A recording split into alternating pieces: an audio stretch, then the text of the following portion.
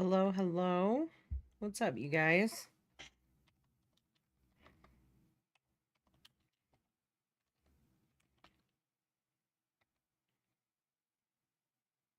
Saint. How you guys doing today? As always, just tell me when you're in the chat. What's up, Keith? How are you? How are you doing today? Let's rename this one.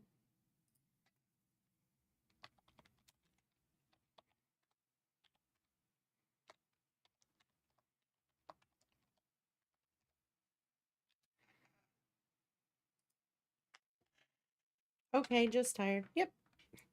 Theme of the semester. Probably theme of the rest of the holiday seasons. Same. Today not. Today is kind of weird, but whatever.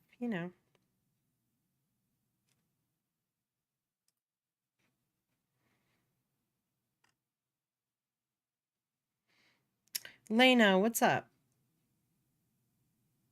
Just trying to get some stuff pull some stuff up. Uh,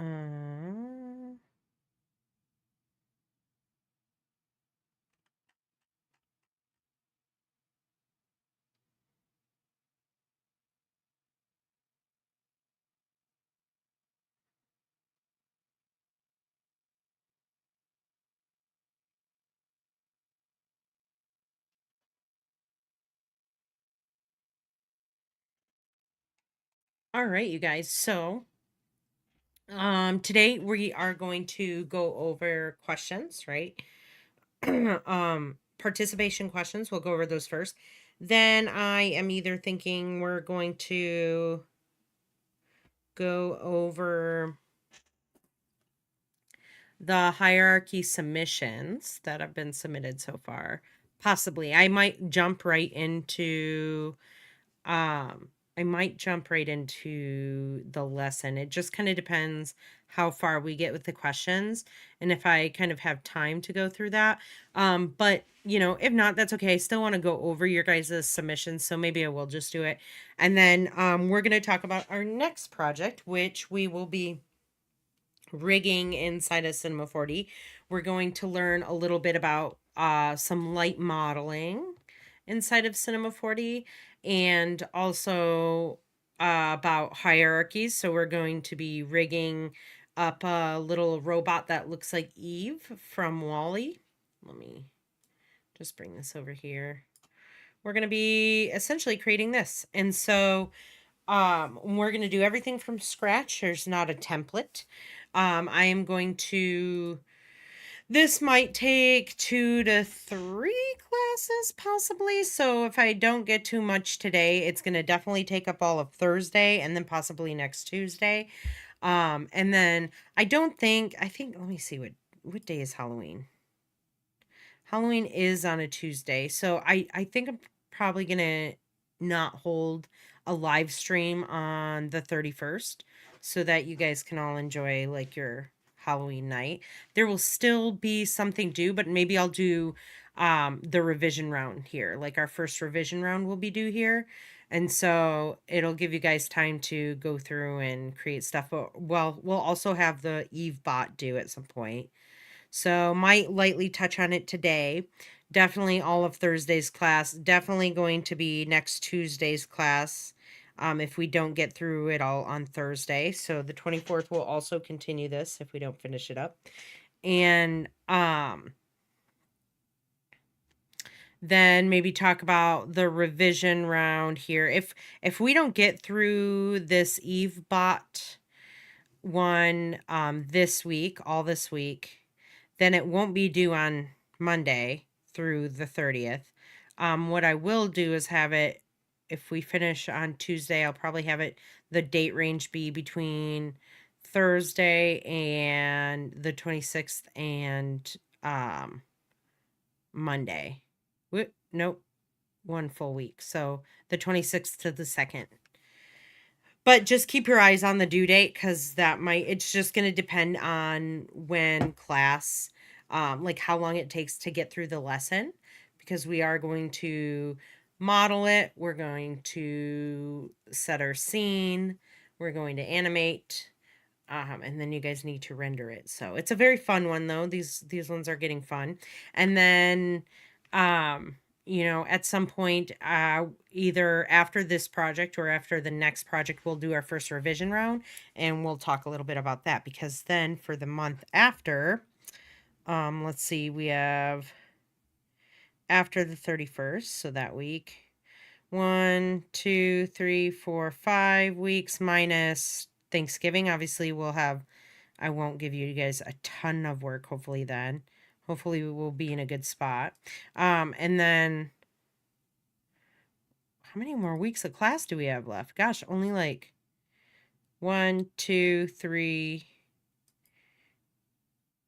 4, 5, 6, 7, 8 weeks left of class.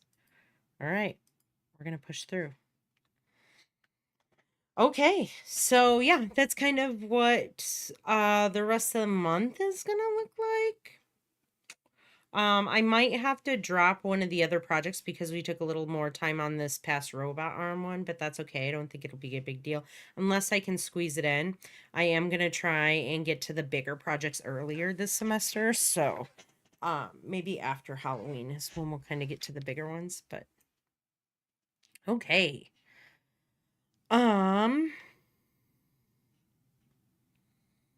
Let me move this off to the side, and I'll obviously touch on this in a little bit. How did you guys have fun, or was it stressful with your robot arms? I saw some of your stuff already. Some really cool ideas that I've seen. I'm just curious how you guys felt about it. And I know some of you are hiding in the chat, possibly right now. If you're hiding in the chat, I'll find you. Just kidding. And while you guys answer that, I'm going to start with the question from Hello, so for Giselle. this assignment, I'm going to be talking about the previous assignment that we had, the After Effects motion design principles. I'm just going to be talking about what I liked about it. I really enjoyed animating the hammer. That's for one. It was very interesting. As well as the bounce. Excuse that. And with the stretch and squash. It was a very interesting process for me personally. But overall, I really enjoyed doing that assignment. But anyways, thank you and have a great day. All right. I mean, I guess that's really a question. Um, I'm happy that you enjoyed the assignment. If you guys are going to go over your assignments and stuff like that for your participation questions and what you liked, talk to me about like where you maybe struggled in the process, or where you felt very comfortable in the process and liked something specific about it, or where you're getting more comfortable at as far as like your progress in the course, instead of just being like, I like this, I thought this was cool. That's just not, I mean, that's not really a ton of participation. I will accept it for this one, Giselle, but for the next one, just, a question, whether it be about industry stuff or your projects you're currently working on, or how to do something related to After Effects or Illustrator, Cinema 4D, or whatever you guys want to know. But yeah. Lena said in the chat that you had fun, but then you got burnt out. Where in the process were you burnt out? I'm curious. Was it a little bit too much right away? Was there like too much information for you guys right away? Should I just stuck with the regular robot arm by itself?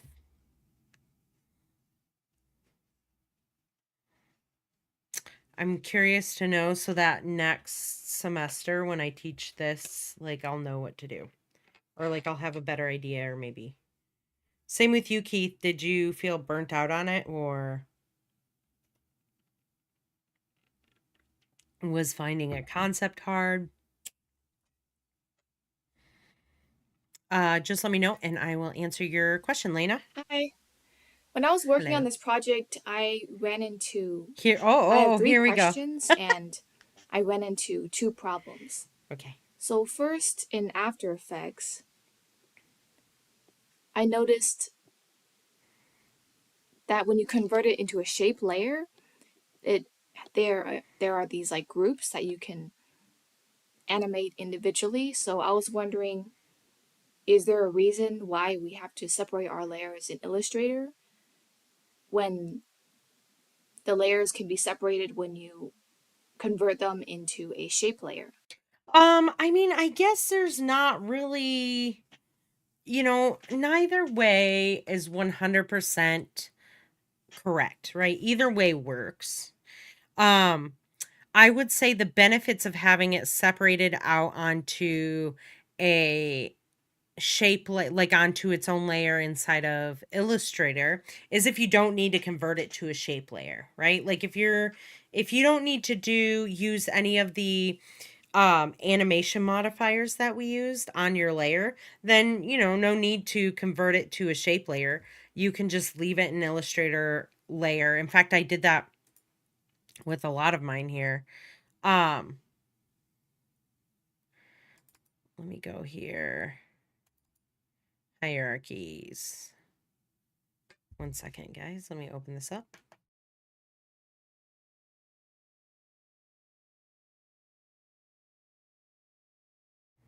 It's opening off screen. But yeah, I mean, I guess there's no particular one way that's better.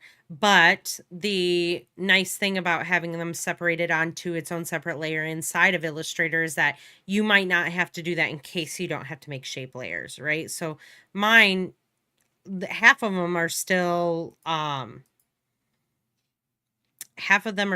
you going to let me click? Come on now. Are still Illustrator layers. And half of them are,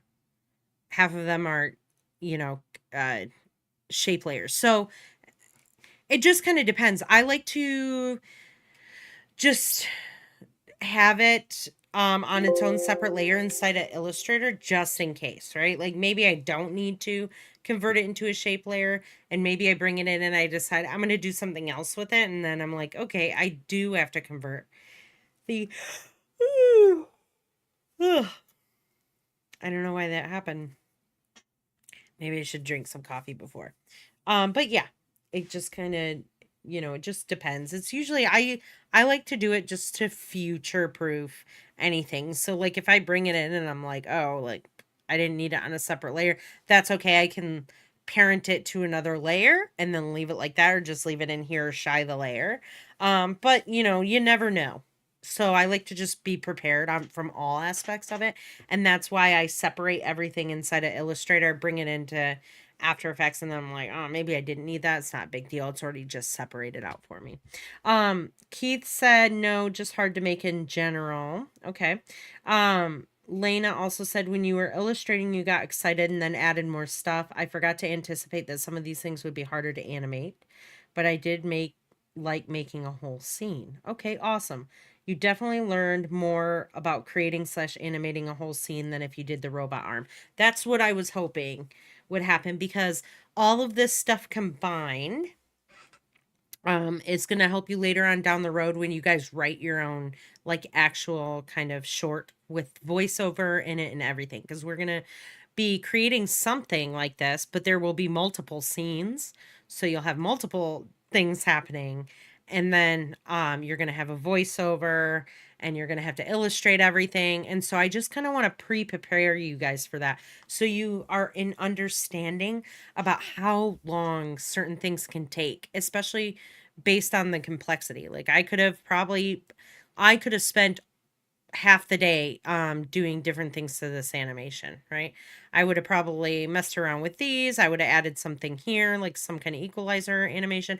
I might have even added another arm to do something else. It just kind of, I probably would have had a spot where frosting was put onto this. And then maybe, who knows, maybe when it went off screen, it was like boxed by another arm. Like there's so many things shoulda, coulda, woulda done, right? But I want you guys to take this as a lesson for when we start moving into these bigger projects and you're thinking, okay, the more that I put in, the more that there is to critique, the more that there is to animate. And so I don't want you guys to take it easy on yourself. I want you to challenge yourselves with what you do. But I also don't want you to be overwhelmed by how much work you accidentally gave yourselves. Because that is what I used to do in school. I used to constantly like have these grandiose ideas and not a sure way to execute them. Would I do it? Yes. Would I stay up until 3 in the morning working? Yes. And tired work doesn't equal good work. That is a big thing that I think rings true. I've heard it from my professors in the past. And just because you're working late doesn't mean it's going to be good, right? You need to be well rested when you come in to do these things. And so just knowing how long it takes to animate just one entire scene, you're going to have multiple of these happening at some point. And so learning time management, that's another skill that you kind of incidentally learn in this class, is the time management aspect to animating. But I'm proud of you guys. I've seen your work and I think you guys have done great jobs. So, let me finish your question though here. I know you have a couple of them. And second, when I was working on the text, is there a way to align the text to the middle, align the text to the middle of the screen if it's in separate layers instead of one layer? So these words, they each have their own separate layer. And when I highlighted them, went to align, this worked, but when I was trying to horizont align all of them horizontally and vertically in the middle, it looked like that. I will show you. So I Yeah, was let me wondering show if you you how had to. to group them or not. Yeah, yep. You'll have to group them kind of in a null. So let me show you how to do that. The other thing I want to let you know is when you have this bar on here, Leno, were you able to find, is this going to be your next question? Let me address the text thing and then I'll listen to your questions. And if you don't address this, I'll talk about what that is. But I know you're thorough and I'm sure that that question was probably on your list of them. So when you are creating a new composition title,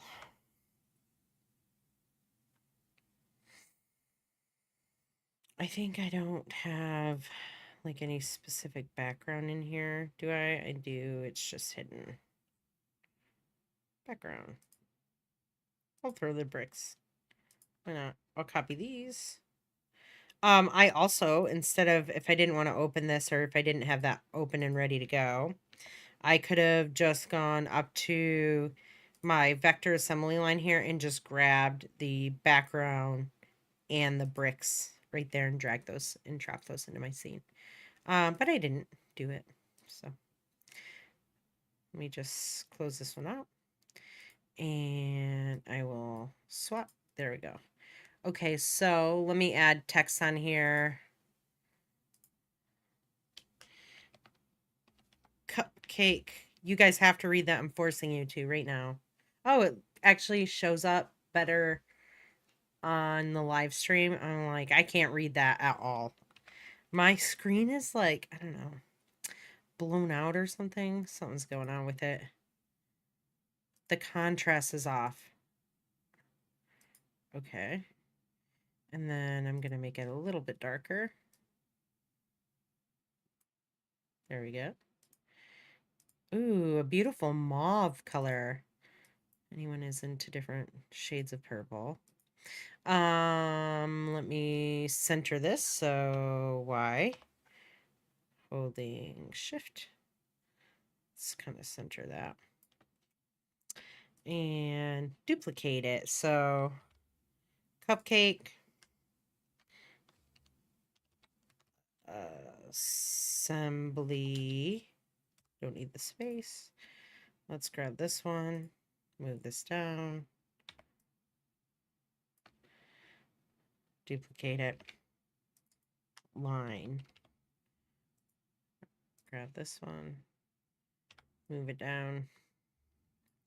All right, so let's say that holding down shift, all of these are centered, slightly off. There we go. That one looks all right, not terrible. Okay. And so I grab all of these and I go to my align panel, which I am in the way of. And I align them to each other. All right. I'm going to selection, making sure that selection is right here. And I align them to each other. Now I want them to align to the artboard. I can go to composition and go like that, right? But as soon as I hit, because that was aligned horizontally, as soon as I hit assemble vertically, right, it's going to layer them on top of each other, and that's not what I want. You could distribute them differently or like that, right? You want to distribute them vertically. But let's just say you guys needed to, for some reason, kind of shortly group these together in order to center them and then just kind of let the group go. You can right click down here inside of your composition and you'll hit new null object right here. Or you can also access that under layer, new, up at the top, layer, and then new and null object as well. The shortcut is Control Alt Shift Y. I just right clicking at it. I don't know. I'm sure it saves time doing that, but by not a ton. And then you grab all of these, right? Let's order these just so I can read them appropriately. I'm going to grab cupcake, assembly line, all the text layers, and I'm going to parent them to the null object. And the null object is just a blank, it's just a blank thing in space here on your in your scene that you assign information to, right? And so it's just like a placeholder. That's how I like to think of it. And that placeholder can be used for many different things. Let's say you have the rotation happening on an object already, which is already animated, but you want to rotate it in a different way. You can add a null, parent the object to that null, rotate the object, and then rotate the null, right? You can do those type of things. So it's like an extra way to parent and to move things. Or you can just use it to align things, right? Like if you've got your whole scene set up, everything's animated, and you're like, oh shoot, I gotta shift everything to the left, or like I have to scale it all up. That can, if you have scaling keyframes, that can cause all sorts of issues and stuff like that. And so what you do is you create a null object, you temporarily parent everything to the null object, and then you take this null and you center that right there.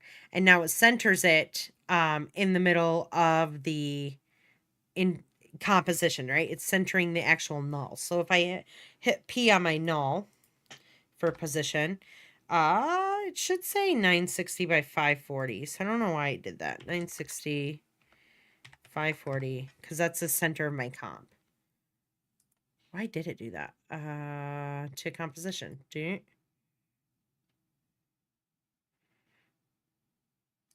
Is my composition size wrong? It can't be. 1920, 1080. Let's do this again. Delete. This is these. Distribute.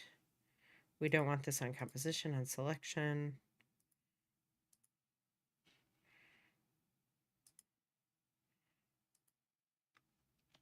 I don't know. It's reading the center of my. Let's do it again. Right click, new, null object. Take these. parent them to the null. Select the null directly and center it. Maybe it's because the null isn't new null. Okay, let's look at that before we start parenting things. 960 by 540. These cupcake assembly lines, maybe it's doing it because it's under selection. So let's do composition, center that.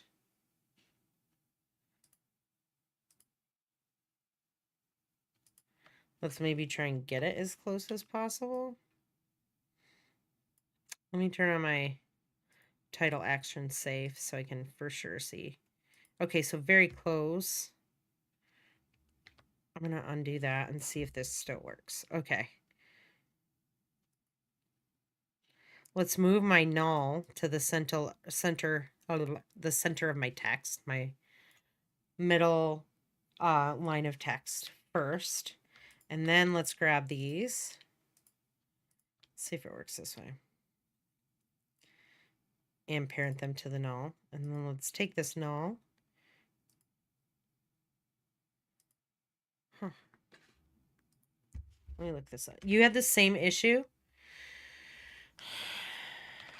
Let me try and troubleshoot this. Why is my null centering in After Effects? Did you figure out how to fix it?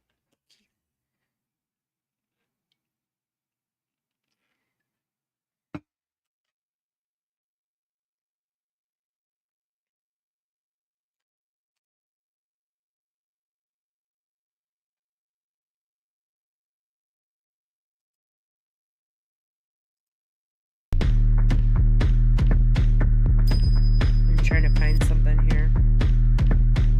Circles, let's add a null object. We'll go to Layer, Null Object, and you can see it comes in as the top layer. Let's select our shape layers and drag the parent pick whip to the null object layer. Even though our null object isn't visible, we see the boundaries of it, and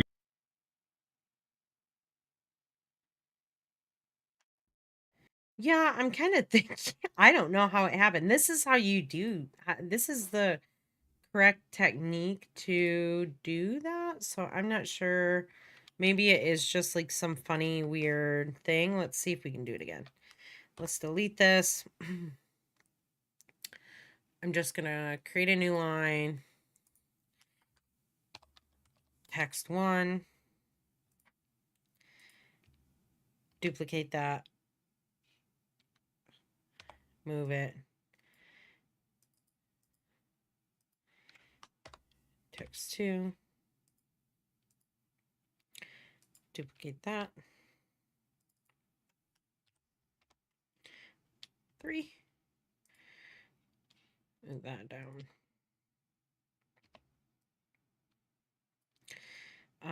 Let's change anchor points, holding down shift.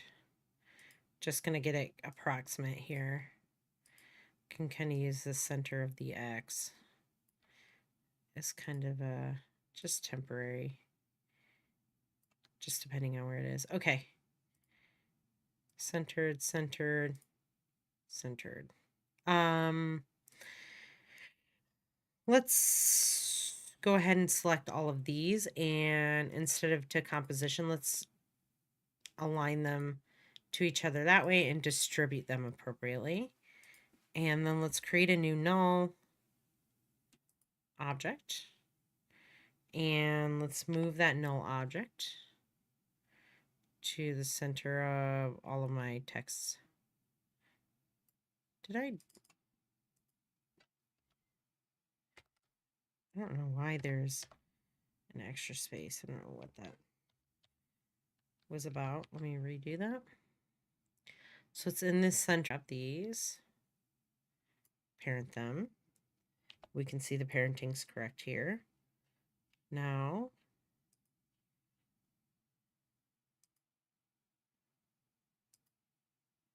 still not quite. I mean, I can manually grab it and do this. I'm not quite sure why the align option wasn't working for me as far as like aligning to this to the center of my of my composition. That was kind of weird. But this is creating the null and parenting your text layers to the null allows you to grab one object and move it around.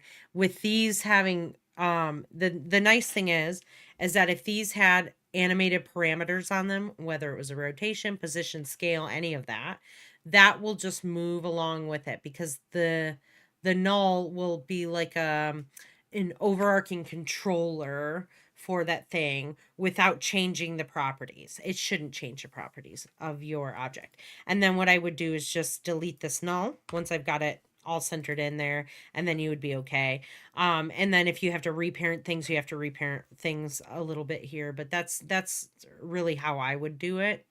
I don't know what the issue is with that and why. I'm gonna have to look that up because that's gonna drive me freaking crazy. So, but yeah, good question. The other one I know you said was the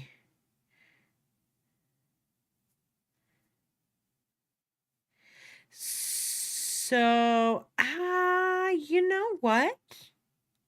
I wonder if the reason my text is center aligned here. You can go into your paragraph and center align it like this. So you have your inside your properties panel. There's the text option where it gives you the text. Like if it's a shape layer, it's going to look a little different here. But it also puts your paragraph into here and text animators. So you can always add your text animators directly through this.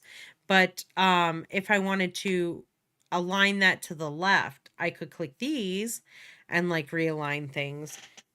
If you wanted to, is that what you're talking about? Like center align the paragraphs? The biggest thing is I want to know why that null didn't center itself in the composition after I moved it, because let's say I move it here. I don't have anything connected to it. Maybe we can troubleshoot this. And then I want to align it to the composition. This is why, is because let me shut these off. Not the null, but the text. For some reason, it is accounting for the actual center of the box. And it's centering the box, the null box. So we'll have to move this anchor point to the center there. That's so weird. Like this. And then if these were off, like let's say they were way over here, and I move this over to here. Hopefully this works. And then I grab that. Yeah. So that's what it's doing. It's like, it's because the anchor point of the null originates up in this upper left corner of the null box, like the bounding box. And you'll want to center it there into the center of the null box. I don't know why that is a thing. Unless you guys have unless you go into your preferences under general and select to, oh, you can default your position properties to be separate dimensions. Where is that one? I thought it's center anchor point in new shapes. Should have done it. It's not a shape layer though. It's like a blink layer. So I can see why.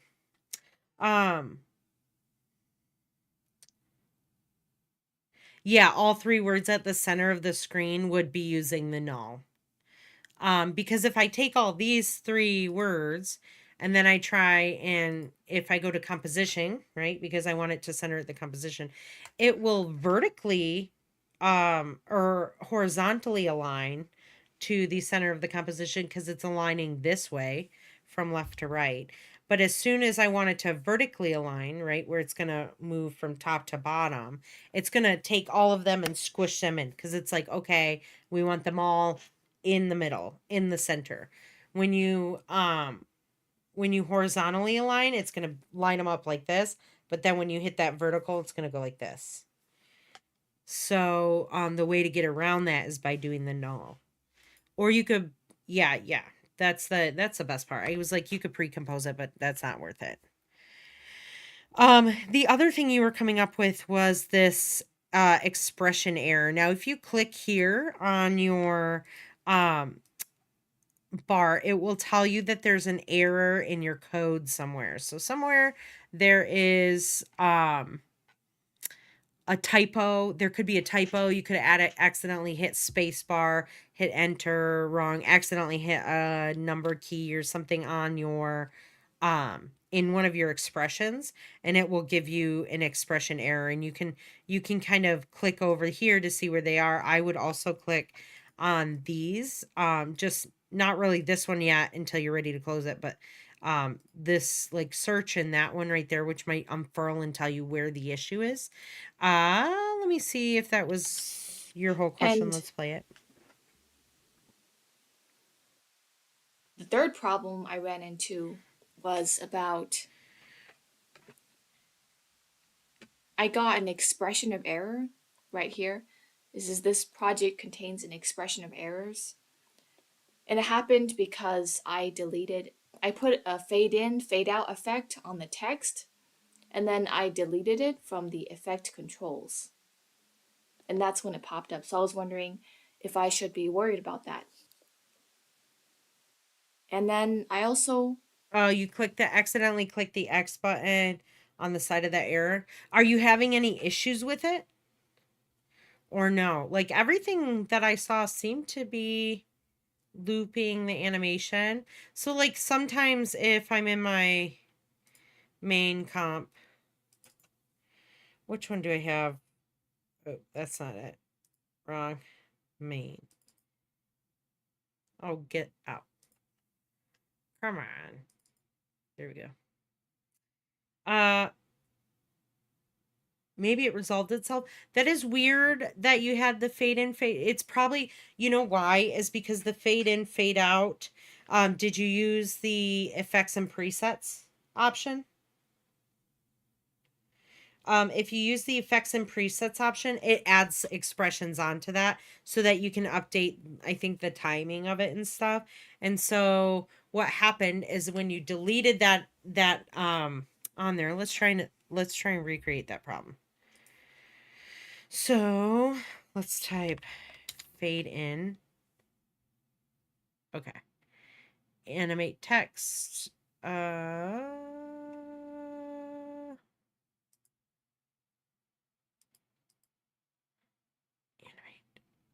Fade up characters. Let's throw it on this third one.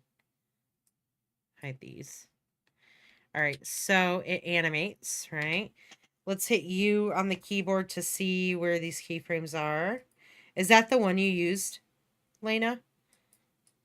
Which one did you use? Can you read them in this? Fade up lines, fade up words. If I select that. If it was an effector control.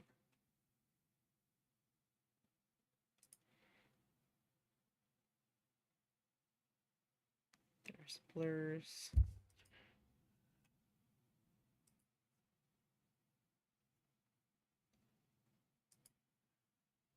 Huh. Sometimes fade in and out. Probably one of these ones, which are behaviors and not text. You want to make sure when you guys are inside of here, when you're inside of your effects and presets panel, you want to make sure that you're looking at the overarching folder of where these effects and presets are. If you grabbed it here from behaviors, that's going to be different. That's going to most likely have the expressions, and that's probably why you ran into that issue. But you want to make sure you're grabbing it from your text. You can also just do this, right? So if you don't want to search through everything, you can just go to animation presets and down to text. And you've got all these options here to go through as well.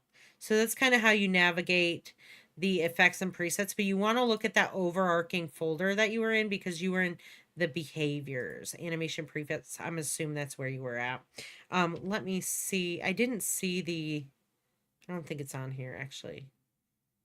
But if you deleted that and you come down here, let's say that I had an expression on here for some reason, and I deleted the effect, and you see that there's nothing in here, but this is still kind of red or something, like it looks like there's still an expression there. You can just you can just drop this down, right? So you have I'm sorry, my wife just got home.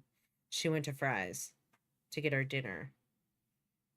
Okay, yeah. So that's why. So then if that's the case, you'll go into your layer here. You're going to find somewhere it's going to have like a red option there, and then you're just going to drop this down and select all this and just delete it. And then it'll get rid of that error, because when you reopen your project, it might do the same. It might continue to give you that error, it might not, who knows. But that's kind of how you want to seek those problems out. You get that little error, and you might want to click on those little sections right there to be like, okay, what is it, where is it going wrong? I understand the like internal drive to just click X and ignore it. But exploring those errors is what will help you troubleshoot issues in the future. And most likely what it'll do is it'll navigate you to the exact spot where it is, and you can click on there and it'll take you to the exact spot and the layer it is. So I have another screenshot. When I was just working in After Effects, I okay, got this. that is when you're going to want to purge your memory. And so you purge your memory by going up to edit, down to purge, and then you're gonna all memory and disk cache. And what it does is, because when you're playing things right, it keeps like a past history of what you've played and your compositions. And when that starts to get full, you just want to come up here and you clear all. It's not going to ruin your project. You just want to clear the memory and the disk cache, and it should free up that space for you, and then allow you to play Notification back saying without issues. like no low memory. Adjust RAM settings and preferences. So I was wondering what that was. You can adjust And your finally, fifth, So you can dedicate extra RAM to your project, but you just have to keep in mind how much extra RAM other programs are using at the same time, right? Because there's the memory option. Like if you dedicate too much RAM to After Effects, it can cause other issues with other programs running.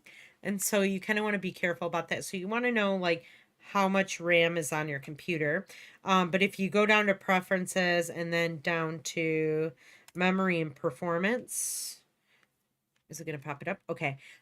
It tells me that I have 64 gigs of RAM on my computer. On this one right here, you guys will not have that much. I guarantee you will not. And then it says I have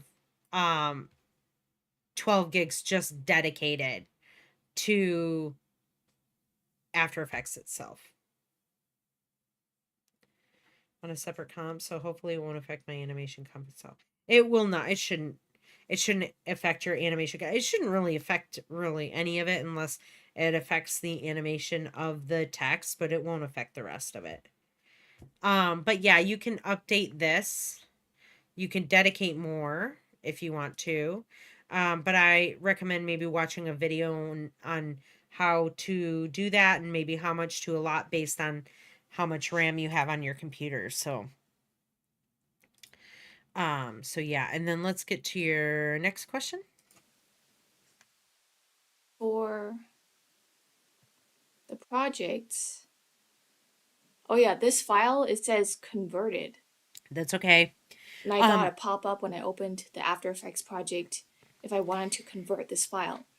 I think it happened Yes. because I was working Updated. on my main computer, and then I transferred it to this school computer. So I was wondering.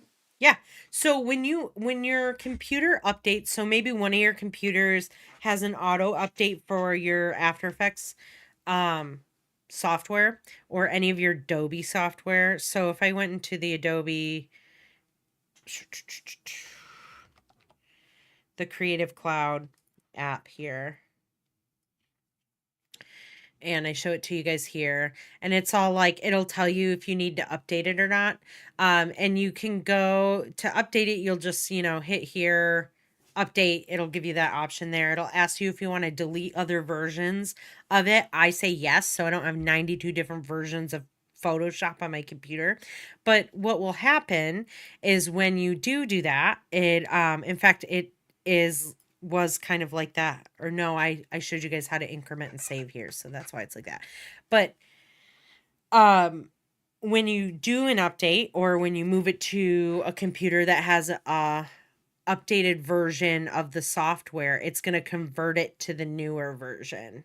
So it won't ruin your file. It's just going to convert it to the most recent version of the software that you're working on.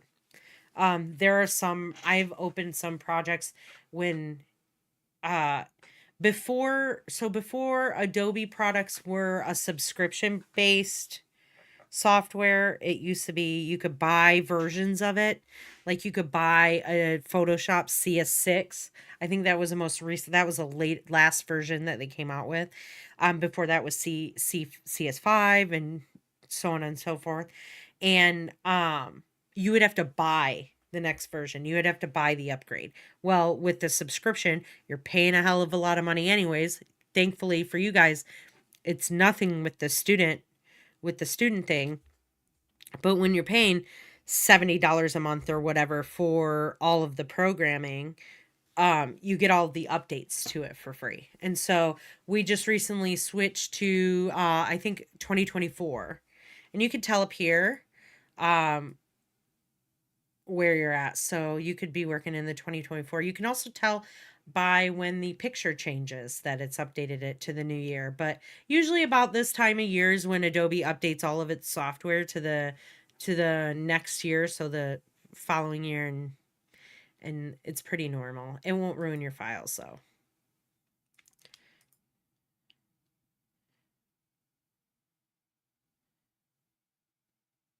No. Okay, so Lena asked in the chat um if I pinned After Effects to the taskbar and then updated it, if I open it from the taskbar, does it open the updated version?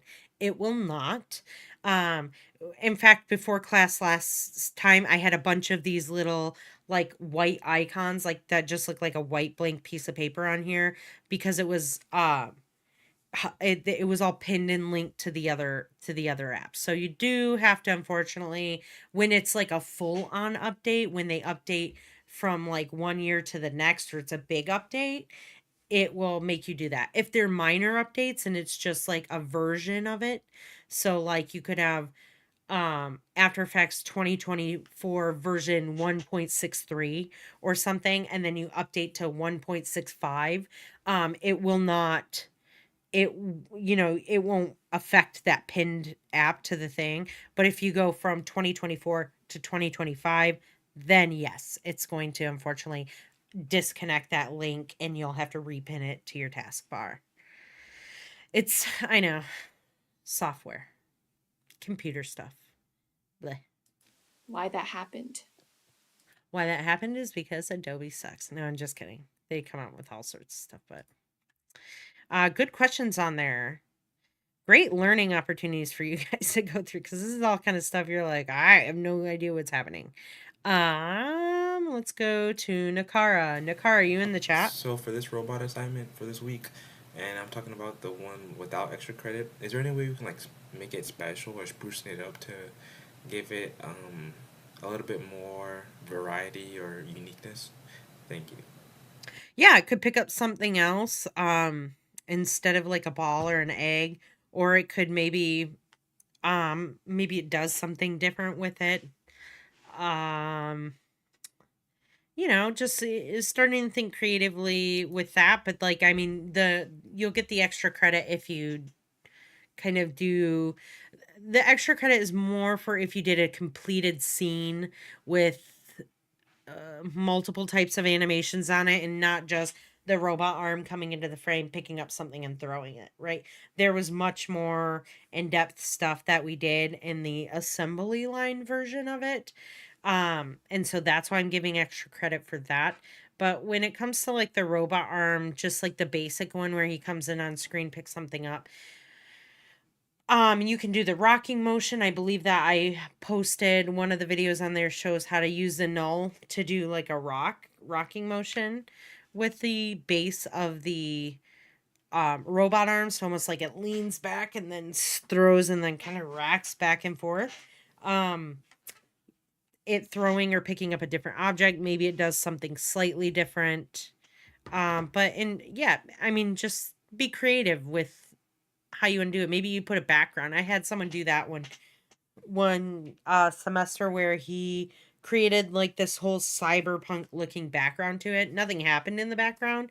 Um but he just wanted it to look different and it looked really cool. And his robot arm was very weird. And in fact it like squished the ball, right? So he had it like squeeze the ball and then like throw it that way. So um Jesus, your question? Hello, after watching all the videos, there was one thing missing that I saw within this showcasing was the shadow, the backdrop shadow from the text onto the background. And same thing with the robot arm. I was just wondering how is this possible? Yeah, let me show you real quick. I'll have to check to make sure it was back in the other one. But let's see. Let's show a box. I don't know. We'll create this box and maybe it doesn't have a stroke but a fill. And the box is going to animate on screen. So from off screen, the position, animate it onto screen within like, let's just do 1 second. Soup on screen in the center. That's fine. Does something, yada, yada, yada. There we go. It's there on screen. I would normally ease it, but we'll just get through what to do. So, the first thing that you want to do is you want to duplicate the layer. And with this duplicated layer, you want to turn it 3D because there's this thing inside of After Effects. After Effects is inherently a 2D program, right? But there's this thing called 2.5D. And 2.5D is like a faked 3D. It's like a faux 3D, right? And so there's a way that we give this object a actually, I'm just sorry, my brain got distracted because I'm gonna have to change something here. But there's a way to turn on the layer into like a 3-dimensional layer and push it back. But when you're thinking about it, I want you to think about it in terms of like your object is a piece of paper. Your object does not have it does not have like a thickness to it, right? I mean, obviously it has it's very thin, but I want you to think about like this is the square inside of After Effects. And so when you start to turn it into 3D, right, we can move in X space, we can move in Y space, but as soon as we turn this into a 3D shape and then start to move it in Z space, right, we can move it this way, and it looks like it's getting larger and smaller. This is exactly what's going to happen inside your comp. Or if we rotate it, right? If we decide to rotate it in Z space, it's going to look like this. It is going to look like a flat thing. Even though it technically, it is a flat thing. So it's going to be like, it's almost like working with paper when you have to think in 2.5D. And so The one thing I was realizing when I did this initially is I need to move the anchor point real quick. So let's uncheck this position here. We're going to move the anchor point down to the bottom because the biggest thing here is I want it to rotate from the appropriate spot. I'm going to keyframe the position. I'm going to move back here and move it off screen.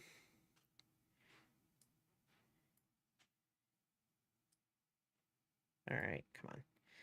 There we go. Okay, off screen. And so it animates on screen. I'm going to duplicate this and I'm going to just name it box shadow. And I want to turn this layer onto 3D. Now, this little box here represents three-dimensional space. And when I turn that on here, you're going to notice we have, oh, look, a little gizmo that has both the Y and the X, but then it also has the Z space here as well. So when I hover over this, it allows you to kind of look at which axis is which, but the same thing applies to this program as it does in Cinema 4D. X is red, Y is green, and Z space is blue. Now, if I go over here, let me shut my camera off real quick so you guys can see the whole program.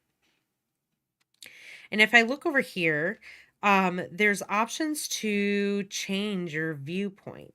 So if I go over here and I say, I want to see it in two different views, it is going to give me my active camera, what I'm going to see, and then also like your custom view here. And I can change this custom view because this is kind of an angled look from like top, the front of it, and back. And so I kind of want to just look at this from the top, directly from the top. Notice there is absolutely no thickness to this object. And if I start to rotate this in the X position, notice what's happening in my active camera versus in my, let me shut this one off real quick. I'm going to shut the initial box off and I just want to be looking at the shadow box. So it's flattening in X space. Oh, I did not mean to do that. Wrong. Let me grab this. Okay. It's rotating. And so now from this top down, I can see it perfectly flat. But then if, as I'm rotating it back down in that, from that X value here, it's looking like it's getting smaller, right? And so that's kind of what you want to do with your shadow. You're going to turn it into a three-dimensional object, and then you're going to just rotate that back. I recommend changing your view to two views, and then not only having this one as your active camera, you can change them by selecting which one you're actively in right now. So right now I'm selected on this scene, and then here I'm selected on this view, and you can just go over here and change that. So if I wanted to see what it looks like from the back, I could see there where my object is in the back, but you can't really see because it is kind of laying flat. So I've got this rotate, but this is from the top down view, so that's why it looks kind of flattened. And so I want to take this box shadow, I'm going to move it underneath my shape layer. And I'm going to change the color of this. Normally what you guys could do is just add a fill, right? Because your robot arm is going to already be multiple colors and a lot more complex. And so what you want to do that is you just go up into your effects and presets panel and you type in fill, and under the generate drop down is you will select the fill option there. You're going to drop it on your box shadow and you're going to change the color to black. And we're going to turn the other layer on so I can kind of see where this is. I'm probably going to move it or rotate it slightly on the Z plane. So this way I'm rotating it, and it's kind of like my light source is coming from this area, right? Like from here, right? That's where my light source is. More towards the front, but it's obviously casting a shadow over here. And you can Then take the shadow layer and you're going to add a Gaussian blur to that. So GAU in your effects and presets panel. And under the blur and sharpen, you're just going to grab that Gaussian blur and you're going to drop that onto your shadow layer as well. And then you're just going to blur this out a little bit. Spread it out. Notice how it's like it's getting really soft around the edges, right? I'm probably going to take this box shadow and move it backwards in space a little bit. Maybe not rotate it as much. Maybe if it wanted to be in the front, it could be in the front. But then I'm going to maybe not put that much of a blur on. Let's bring that blur down to like 20. So it's kind of got a hard edge, but not quite. And then I'm going to just drop the opacity of the layer by holding down T. I'm going to bring that down to like, let's do 15%, maybe a little bit more, 25%, maybe increase the blur just slightly to like 40. And you have like this little drop shadow that's the shape of your object, right? It's the shape. If you had text, it'd say the text. Now with the text, I would just drop it back and maybe not as such a high angle. So what could we do here? The box is kind of hard because it's shaped like a box, so it's blocking everything.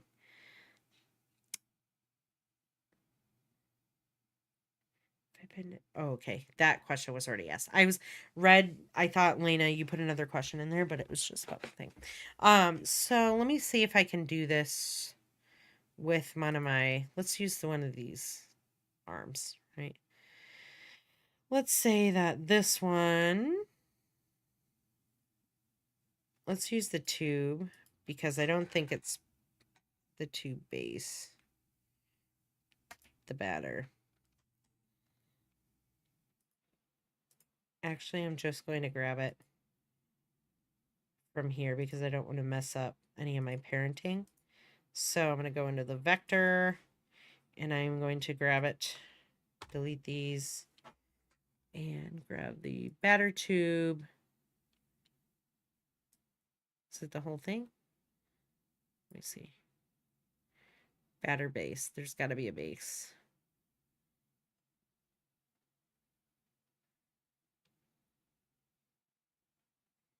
Arm base. Copy. I think it was this one.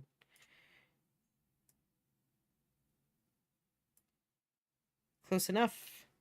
Just going to change it up here to move right there. I'm going to pre-comp these together. And then I'm going to use this as like my shadow. So I'm going to duplicate this.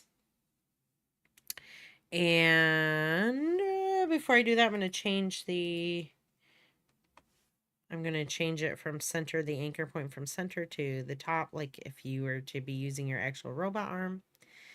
And now I'm going to duplicate it and rename the shadow.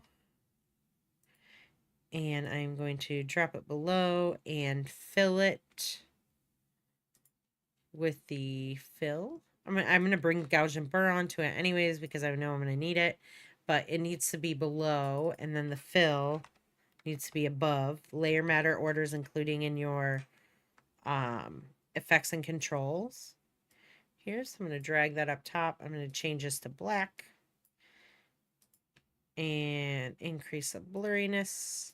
Turn this into a 3-dimensional layer. I'm going to rotate it slightly this way and then backwards.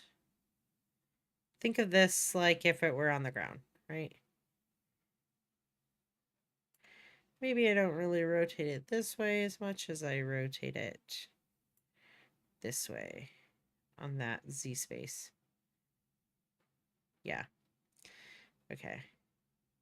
Just being cautious on where it's showing right about here. And then, so this is like, think of this as the original robot arm just flipped upside down. And then we're going to increase the Gaussian blur. Let's add that 30 into there. Let's change opacity down to 15, 25.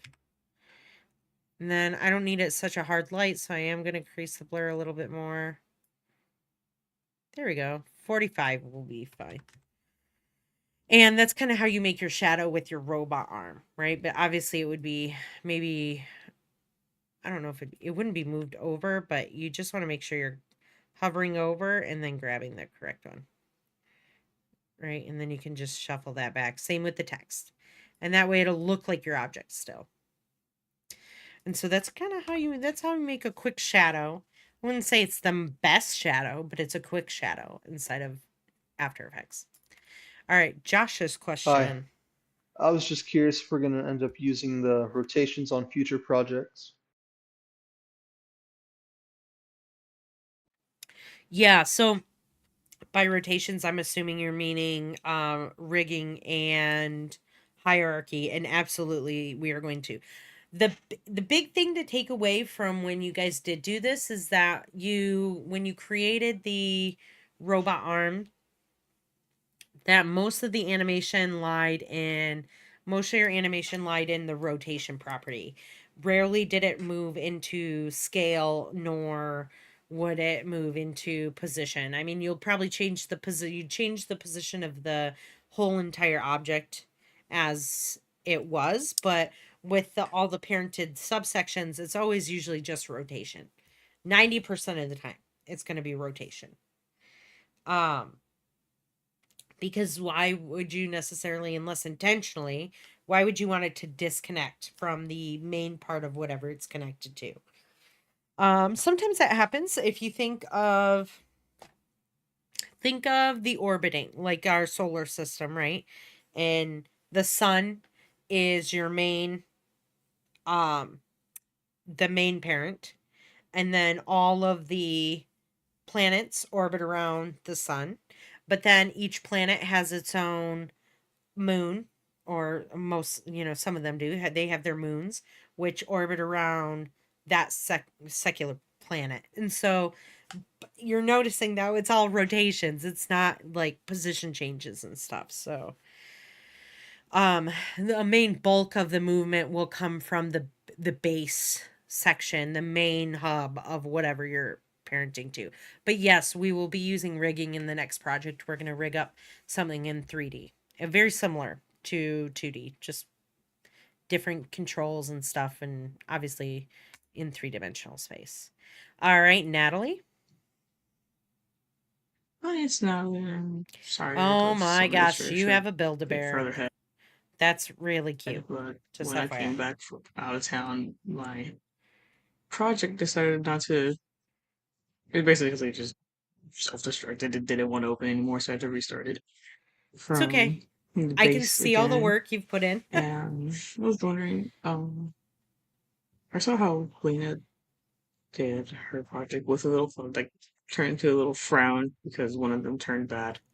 I was wondering if it's okay to like do something similar. I don't want to like copy. I was trying to see if to like have like this little guy here, like when then moves are here, and then if it's good, it'll turn like this will flash green and it'll switch over to sorry, the little claws are in the way. It'll switch to the little smiling one, but if it's the bad one, it'll turn like flash like um it'll turn red for a little bit and then it'll do a little sad one. Plan was to have a I had this before. I just decided to delete it because I thought I was going to change it, but I didn't for something. Um, when it's the bad one, it's going to be taken away by this claw over here. It looks weird, but it's actually okay. I will point it evened out. But I had one that was going to put a little hat on the bear as well. Yeah, I But know. when it's It's bad, it's going to be limited taken away space, basically like right? Like we're from working with limited as space. well, You would have to or at least like put essentially, it in a box somewhere maybe as well. yeah, you would just have to essentially extend your scene. Like the composition would have to be longer, and you'd have to almost move the composition over as if it'd be like moving a camera. So when you're panning a camera, you're moving it like this, left to right. Dollying a camera is zooming in, right? When you take your camera and you move it forward, that's dollying forward. Panning is left to right. Um, so I mean, it's really just about self-editing at that point. Lena did do some really cute things. I saw those facial animations on your little clouds, which were really cute. I mean, yeah, you could do something very similar. It's a different like objects and stuff, but similar concept. The Um, the background, I was wondering if that's okay because I like yeah. even if the box doesn't move or if it's like a big one called trash in the background. Um, or something like that. If that's Yeah, okay, you or can would it be too much? I don't want to make it too busy in here. I yeah, already feel like yeah. it's Maybe he just too much. I know. picks it up and rides with it off screen. Obviously, like I mean, that's okay. Because it looks like what you're going to do is you're going to have the bow is like going to get picked up and put on its head, and he's going to go through here, his face is going to change, something's going to happen, and then the good one continues off and the bad one gets picked up and taken away. That's fine. Yeah, you can do that. You don't have to have a box. I wouldn't put a box in cuz there's already a lot on screen. Um but I think this is Especially with very the little cute. faces, they look like they're taking up space, but I plan to like move those out of the way It's okay. in After Effects and everything. But yeah, that was just my questions. Thank you. Yeah, no. You're on track. I think that it will be really cute. It's a great idea. Teddy Bear Factory. Lena's very creative with her little cloud factory. I saw those little cute facial animations on there. And so yeah, I mean you could do something very similar to that. It was a great idea and you can kind of roll off of that and just have like different subject matter. So yeah, not a problem at all. As long as the little bear doesn't become evil and run around the house with a knife at you like Chucky. I don't know. Are you guys into scary movies? I'm like super into them. Jades, let's go to your Hello, question. I'm Jay. Do you know how to make the light shining on and off in After Effects? Yeah, so we could work with glow. Let's see. Instead of After Effects, let's say that. Get down. Seamus, get down. I swear cats are toddlers in like animal form. And they're intentionally cute so you don't hate them. Um, let's say we have your light, and your light is red. Here. And let's say that the color of it switches on and off, right? Let's add a fill to this so we can animate the fill layer. Let's say that it goes, let's hit you, I keyframe that, so let's move this. It gets to that color before it's like a lighter color. So we want it to turn on, but we don't want it to fade on. What if you see a little tail in the back? You're a horror. Keith is a horror fan. Rock on, that's sweet. And yes, a little tail in the back. He is a big boy. He's extra long, and he's like a little over a year old, and he's trouble all the way, aren't you? Oh yeah, and you like to talk, don't you? You like to talk. Oh yeah, and as soon as I start interacting with him, he might just come for all of us. But yeah, I'm sorry, got distracted there. Cats and horror, two of my favorite things. Horror fan. I'm going actually this weekend to Halloween Horror Nights at Universal Studios. It's my first time going to Universal Studios. And I am super psyched about it. Like, extremely excited. Let me get back to this real quick, and then we can talk about that a little bit more here later. But the on and off, right? So you can have it fade on here, or what you can do is use a stop keyframe, right? So I can hear him back there. A toggle hold keyframe.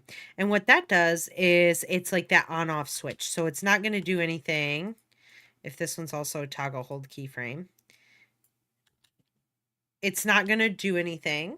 Look how here's a great example. When I undo that first toggle hold keyframe, you have like this smooth gradient that's working from the first color to the other color here. But as soon as I'm going to turn this keyframe right here into a toggle hold keyframe, there's going to be a hard line drawn right here. There's going to be a hard line drawn right here on the keyframe where you can see it goes from one color right to the next.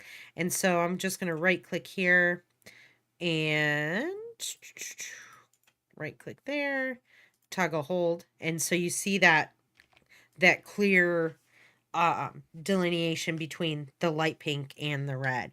And because it's a toggle hold, all this time in between it's going to be one color, and then as soon as it hits that next frame where it's keyframed, it changes to another. So just a couple different ways to animate like a light. If you want a smooth transitioning light, like a fading on, you can do that. But if you want a hard light, like it's like on off directly, you can do this. And then we can add like a glow to this. So if I go up to my effects and presets and I type in glow, depending on if you guys could have accidentally, like if you guys downloaded trap code particular and the stuff that you got with the Maxon products, it is going to show here, but we're not going to use that one. I'm just going to use the basic one that comes with After Effects, which is Stylize the Glow. And I'm going to grab this and I'm going to drop this onto my layer.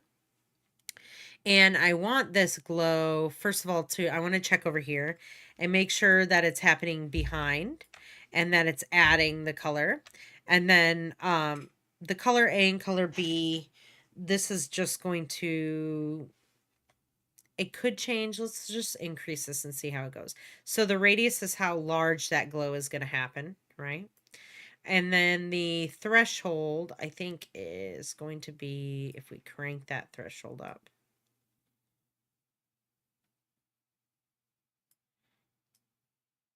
Drop the threshold down. Let's 0. Can I right click on that? Seamus, I hear you doing stuff.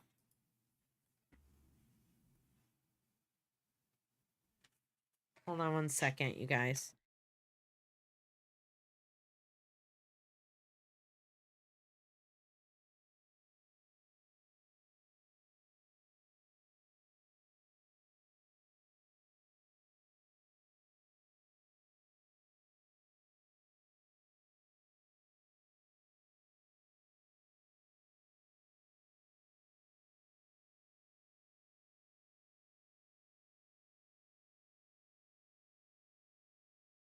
Sorry, you guys. I had to talk to my wife about getting him out of here.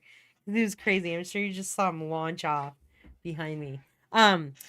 Anyways, so you can just increase the glow threshold, I think has something to do later, but really the glow radius is something you could do. So you can animate the glow radius. You can increase the intensity of the glow. These are things that are kind of subtle. The color loops. Ooh, is that new? I don't know what that is. I've never used the loops. The color phase. I've never really used that one either. I'll have to mess around in that. But if you just increase the radius, is going to increase how far that glow is. The intensity should be how intense it is, but I don't really see much of a difference between 1 and 12. Maybe if I hide the backgrounds. But yeah, you can animate these and start playing around with this. Nope, you want it on the color channel. Maybe because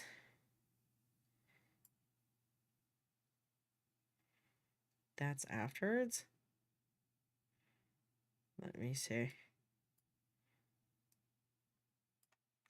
Sometimes it just takes a little bit of messing around. Why did this happen now?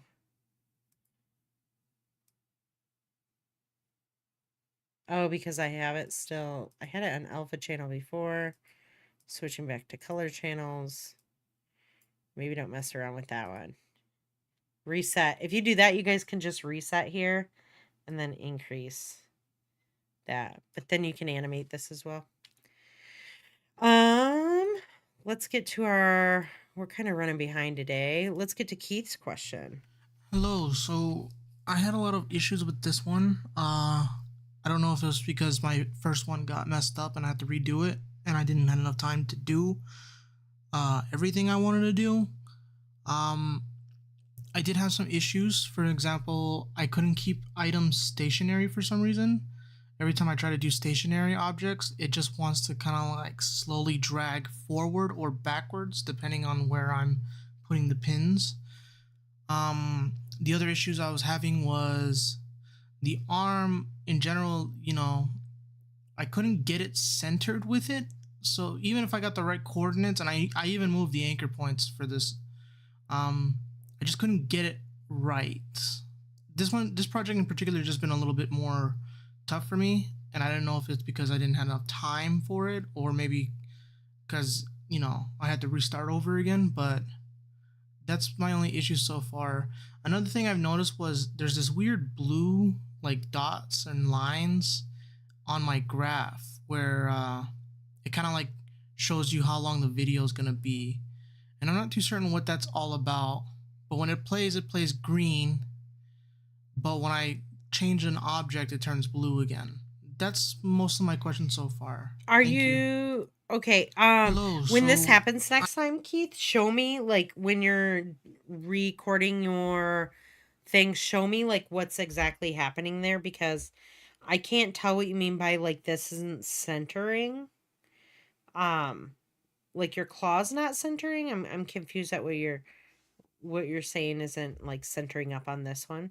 The only thing I can think of is when like your duck isn't staying stationary. Uh, let's kind of look at what's happening here on the main assembly line with the cupcake. So the cupcake only moves, if I hit you here, the cupcake only moves here, it stops here, it moves forward, yada, yada, yada, it stops and whatnot. Now, you want to make sure when you're animating all of the stops, when you're animating the main like motion of the cupcake going across the assembly line, the biggest thing that you want to make sure, or your duck even, is that the before you do all your easing, you have all of your stops in place. So with yours in particular, like the position will be here. I don't know if it stops before and does something, then it's going to move into here, stop and something happens, then it's going to move over here, it's going to stop under the arm's going to pick it up in whatnot, and then but right here when it stops in underneath the arm, that's like the last position keyframe that you have. You want to have all of your position keyframes in first before you go easing them. What happens sometimes is when you ease keyframes, before you've got all of them laid out, and then you copy and paste a keyframe that's been eased, right? It looks like these little the little hourglasses. It creates like this part where it kind of jerks forward, and it like still moves forward a little bit and then comes back to where it needs to go. And so what you need to do at that point is you need to just turn these back to linear keyframes. You can do that by holding down Alt and clicking, or I'm sorry, not Alt, but Control, and clicking on the keyframe until it shows up as a linear keyframe, right? Linear is the diamond, and this one's a rove over time, but we don't use that one right now in class. Let me undo this. So you want to make sure that when you're copying from one to the other, you're really not eased quite yet. As soon as you start copying and keyframing or copying those keyframes that have easing on it, just some things can go wrong. It doesn't always happen, but sometimes it does. And so, like automatically, right? So if I move over here and I'm in between these keyframes that are eased, and I change the position, it's automatically going to come up as an eased keyframe here. And so when I go here, it's going to, let me see what it do. Is it going to go backwards? Did I not do that? Am I in the cupcake outline? Cupcake, yeah. Moves back. So should go. So now it does something weird where it kind of goes back a little bit and then moves forward. And you see like this line is protruding out and jutting out there. Let me see what's going on here. If I zoom in to here, and then I take this one and I move the Y position. So if I hit P key on the keyboard and I move that Y position, don't want to do that fully. You can kind of see. Let me change the color. Maybe that'll be easier. Green. Nope. Dark purple. Kind of. Right here you can kind of see something's happening, right? Because it's not separate little dots like it should be, which shows all your in-betweens. There's like something happening here where it's a solid little line. And let me change it back to white. Maybe that will make it a little easier to see. There we go. Yeah, makes it a little easier to see.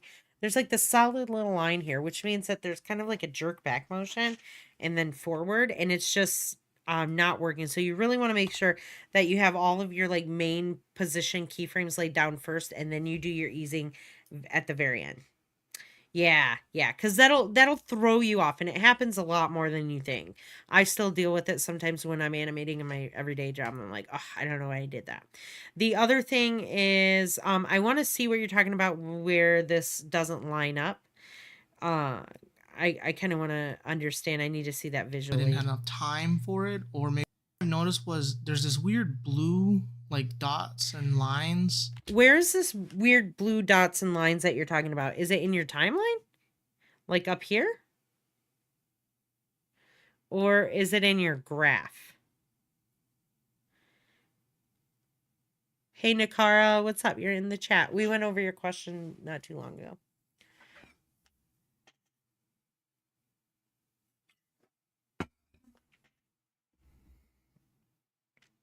It's in your graph. Okay. So that's kind of weird. Or in the timeline. Oh, okay. So is it this thing right here? Where it's like blue at some points and then it gets green?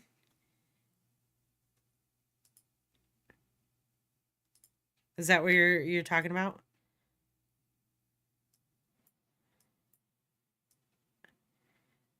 This little bar that goes across and it's like sputtering and kind of following my thing. So what that is, yeah, okay. So what this is it's rendering for me. It's like that quick render that I was telling you guys about. That notice how I went up here and I cleared my cache. If you purge your memory and your media cache, right, it's going to clear this out and it's no longer going to be green. I got worried because when it turned blue, I got a message like an error. Huh, that's odd. It might have been like a memory message, right? But I just cleared the cache on this. Let me see here if it will do it again. Because you didn't want to lose all the work. Yeah, you should be okay. Unless it was something crazy. But notice how I haven't tried playing it. And so it's all just gray right here. And as soon as I'm going to hit the play button, oh, it's auto rendering it for me. It's like figuring it out for me, so it's going to smoothly play. My computer's really fast, so it does it super quick. Your guys's might have a second where it's like competing between blue and green. Green means that it's rendered the preview out for you. And so when you play it back, it's going to play back smoothly, just like if you were to render it. The blue means that it's working on rendering, right? It's trying to render that for you. And so when it's kind of blue or it's like gray, it's in the process of getting that done. And so it might be slow in that spot, or it might just kind of stop you when you go to play a preview. And so you'll notice as that playhead goes over the green, it'll be nice and smooth. And then anything beyond that is going to be an issue. If you got an error, it would have been probably like a RAM preview error. And so you'll just go up and you'll clear that cache out and you shouldn't have that problem anymore. But it will not ruin your work. It will not, you won't lose your work there. So we'll figure out the other part later. Just send me a little separate video of what exactly is going on, or Belle if you want to work with her when she has availability. If you want to, you know. All right, Jasmine. And I don't have a question today, but I learned something today with Belle, and I guess I'll just share it with you guys. Yeah, sure. She told me to, instead of like, like every change that we make here, we had to frame it. Frame it. Yeah, I Yeah, forgot you can the hit the term. all frames button. And then you can move, and then if you move it again, you get to frame this, and so on and on. She told me that all I had to do is just turn this on. It says auto key. You turn it on, you move this one, and when you make your changes, and voila! It Ah, appears it, so nice. I don't have to make that extra step there to click. And here, then voila. See? So that's all. Just wanted to share this because it makes life easier. Like, if we can save a couple seconds, it's worth it. Already thinking like an And that's it. animator and motion Thank you. designer. Yeah. So the auto keying feature is nice. I just want you guys to be careful. Because sorry, I was reading Keith's message. I'll address that in just a second. I just want you guys to be careful when doing that you don't like move any other things. So, Jasmine, you did it correctly. If you're going to turn the auto keying on, that's perfect. You just need to make sure that you're going into the properties and adjusting the value there and not just grabbing randomly at the object and moving it, because if you grab at the object inside of the viewport and you move it, it's going to key everything. So it's going to key any rotations you make, any kind of X, Y, and Z positional changes that you make. So you just want to be conscious of that when you do turn that auto keying feature on. But yeah, the auto keying will save you some time with having to go back and do that. Tristan. Hello. So, I finished. So I did the assignment, the product factory one, Yeah. or not the product factory. Sorry, that's the title that I named it. So it's okay. I get what you're The saying. The Robo assembly line. Arm one, and I was just wondering, are we gonna do any more assignments like that? Cause, I actually had fun making this one. Yeah. So, I was just wondering about that. Yeah, from now on, Thanks for the answering. assignments are going to be more complex. Obviously, we're going to get into more detailed stuff, and we're going to kind of switch between After Effects and Cinema 4D. So get ready, because everyone's going to have a little bit more creativity moving forward. After this Eve Bot one, the Eve Bot one, we're going to, it's going to have a little bit of creativity, but you guys are going to pretty much stick to what we do. But when we're going to get into the on the Monarch Butterfly one is kind of it's kind of, you're going to be using the stuff from us, but you guys will have the opportunity. We're going to be creating, like I said, a multi-scene project where you make a whole entire video. And you get to pick your subject. I'll give you guys like an overarching kind of idea to work with. You guys are going to do one with colors, and then you're going to do one with animals or something similar. And where you just kind of give facts about it, and it's called an infographic, and we'll talk about that a little bit more when we get into the project. But yes, they will be more fun. Now you will not have to make bouncing balls anymore. you know you said you just purged in case, because I mentioned it last class. Okay. Did it have any effect? Did you still have that error popping up when you did that? And next time you get an error, this is for anyone. You guys get an error, screenshot it if you can, and then Google search it and see what it's saying, because usually there's going to be like an Adobe forum or something that's going to talk about it. Oh.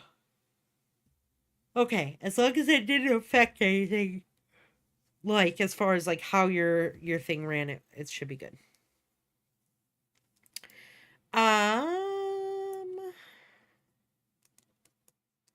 We have an hour of class left. Let us get into What do you guys want to do? Do you guys want me to go over your projects right now and give you feedback? Or would you like me to go over the next? No, let's get this out of the way. I want to get this the feedback out of the way so that we can like really focus on this the next couple of classes. All right. So what are these? I don't think these are screenshots. Oh, okay. Yeah, I'll get these later. Thank you for those, you guys. Lena did a thing. Okay, yeah. You guys worked hard on these projects. Let's give you feedback for it. All right, so we're going to start with Jade's. I'm going to go ahead and open this. Ooh. Nice. Repetitive ones. Ooh, it's picking it up. It's dropping a freshwater thing. Exactly what we need here in Arizona. Nice. Ooh, really cool. And it goes on. It's like a loop. I love this. This is a great way to, so it moves into screen, it fills up with the water. I think the pacing and timing of this is really done well, Jade. It's filling up with the water. This one, this like other tube comes down and it caps it. I think you've done a really good job overall on this. Really creative. The cap comes down and gets put on. It goes into here. I would just say for this, let's see here. It goes into here. It comes out. It's got the label on it. It's all sealed up, right? And then it goes into the box. So let's see there. That's cool. I would just have a couple of things that I would like to see changed on this. Let's see here. The timing of everything is really done nice. I think the easing of everything is done well as well. It's very smooth and it's a loop, so it looks really nice. Box goes into the box. The one thing I would like to see is maybe something happening on this maybe on this one right here. Maybe these are changing colors or something, or it's like, or it has like a little box that says printing and the word printing is flashing and it shows like maybe it's getting, or labeling or something like that. I don't know. Maybe just something that's moving around on here, beeping or flashing. Maybe I know you asked about these to flash, so I want to see that. I think that would be cool. The other thing I would like to see is I want to see that I see you're understanding the concept of like turning the layer on and off because the robot arm is grabbing the bottle and then just letting it go into here. I would like to see the robot arm moving at the joints to make sure that you have your hierarchies and your parenting and your anchor points in the correct spot. So that's like the biggest thing that I want to see here is so maybe the arm is in this position and it grabs this one and then it like pulls it over and drops it here. So you might have to slow things down a little bit in order for this to keep up unless you can fit that animation in. But other than that, you've done a really good first pass on this, Jade, and it's very impressive. Very, very good on that. Josh. Let's open Josh's 1 second. Before I do that, let me real quick open the module. Here off to the side. I want to make sure that, because the biggest part here is that we're looking for the parenting and that everything's like properly linked. I'm sure it is. I would just like to see that maybe moving like this, right? Like an arm. Oh,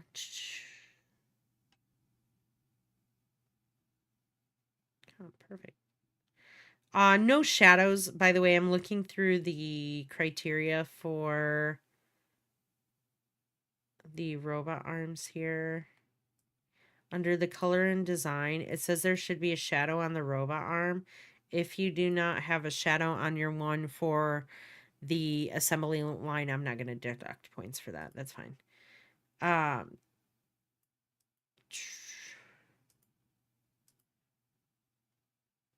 Okay. Yeah. All right. So we have Josh's. Let's see Josh's.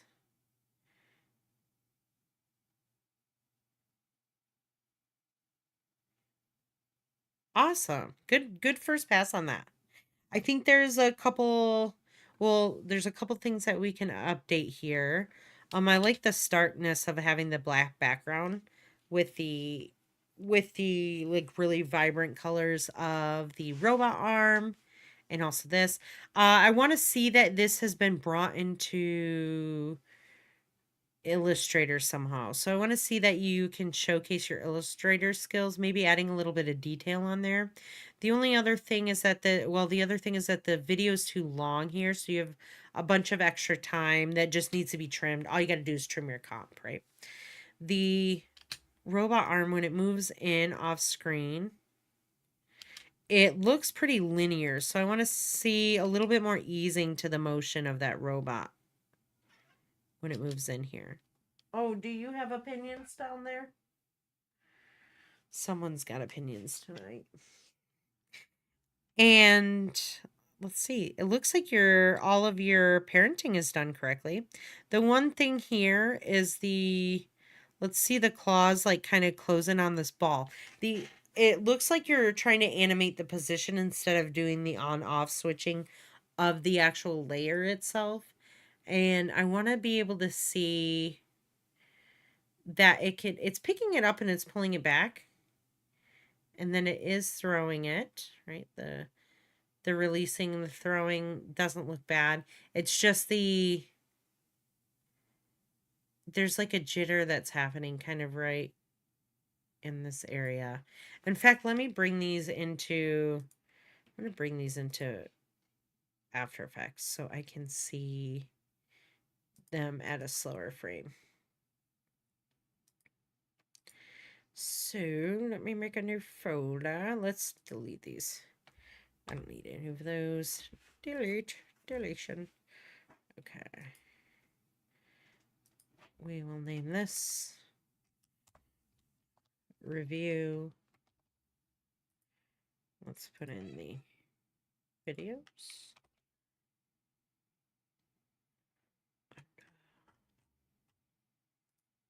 My downloads.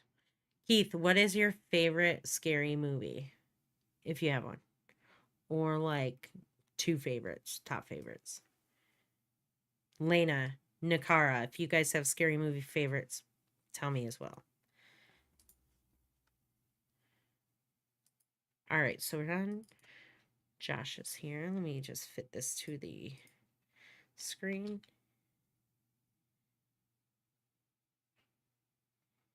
Yeah, all of the motions look very linear, so you're going to want to ease everything.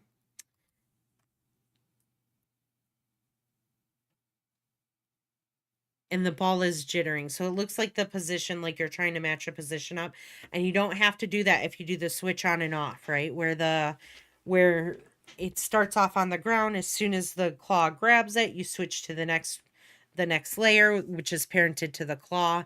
And then when the claw goes back, and then as soon as it throws it at the peak of it, you're going to make a new iteration of the ball where it's unparented from the arm and that ball is going to move.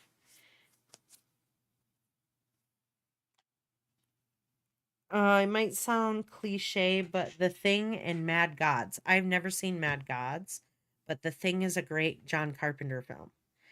Are you talking the original Thing or the remakes? 'Cause there's a couple remakes I think they made of it. The original is a fantastic film. John Carpenter is amazing. But yeah, other than that, good start on that, Josh. Really good start. I would also add some motion blur to the ball. Since the ball's being thrown, we want to see it looks fast. All right, Tristan, blah, blah, blah. It's already in here. Why are you going to do that to me?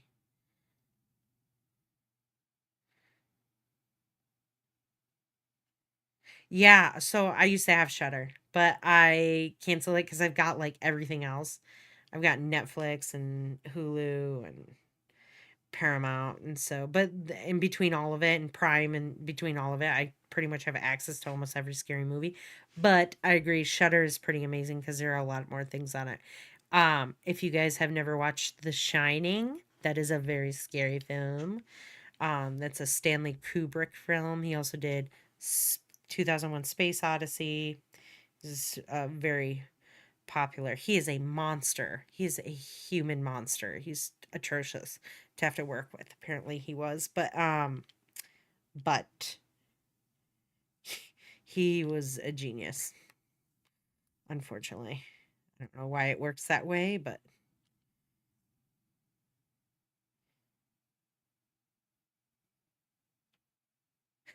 Whiplash, are you talking about Whiplash? There was Whiplash with Elliot Page, where it was about the, or are you talking about, yeah, yeah, The Shining's great. And Whiplash, or is it the one with the drummer, like the drummer?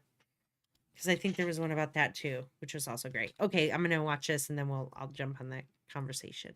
Keep your comments in there. Keep them coming though. Okay, for the product factory.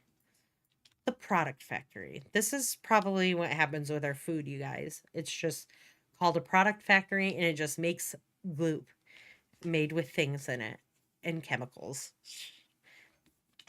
That's what our food is.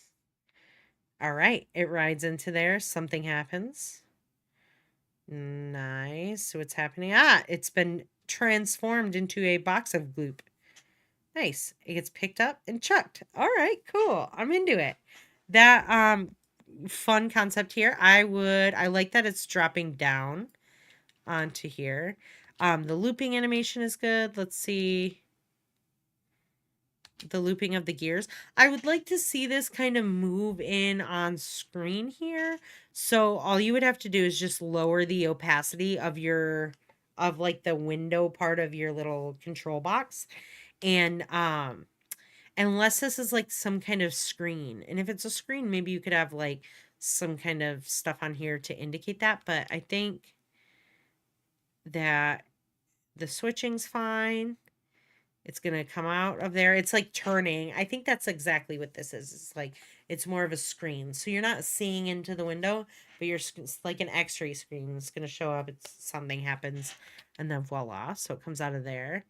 It picks it up. That's great. I would say the parenting on that arm looks good. The turning on and off of the layer looks really nice. Smooth grab there. Nice toss there. And a very nice arc to that product, whatever. This reminds me of like some kind of facial. We'll say this is a face mask product. Check it out. Yeah, I like it. Good job on the easing of the robot arm. I would just say, I guess, is I would like to see the robot arm maybe not in such a straight up and down position right away. It'd be kind of neat if maybe it was just like kind of bent at the joint somewhere so it's not so close to the thing, but that's apples and oranges, I think it would look I would add to the visual appeal of it a little bit more than it being super stiff right here. And maybe it moves left to right and then grabs the object.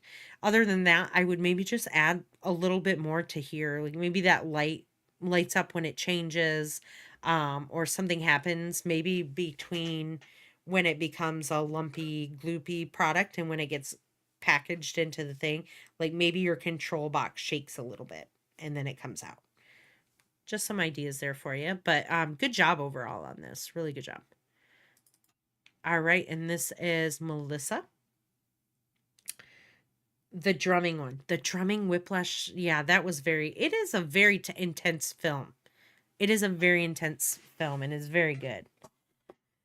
Uh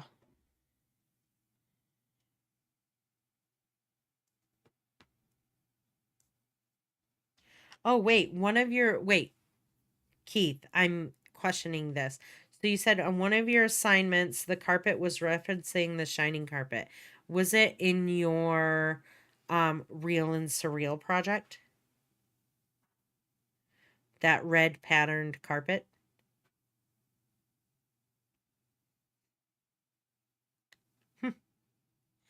Cool.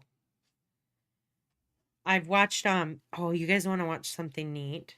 I'll send it. I'll show it to you after we go over this real quick. But I want to give Melissa some time. Sweet. I will show you guys. I watched recently a man take in Blender. He uses Blender and he recreates a VFX shot of The Shining where the doors open and the blood comes pouring out of the elevator. And he recreates it and he talks about all the time it takes and all the work that it takes behind it. And he has to unfortunately use like a liquid plugin for Blender because the liquid um, tool inside of Blender naturally is a little too erratic and unstable, and so he has to use like a plugin. But he shows his like process of doing this, and it's great for you guys to know, especially if you're in film, media, animation, all that kind of stuff. Yeah, the room with the objects in it, yes, should have been the yeah, that was the real and surreal project. Cool. All right, let's not click on this again. Let's go back to Melissa's thing and let's play. Neat. I have to look here. Yeah, I can read this. I'm having trouble reading it right now on here, but this looks really nice. This is great.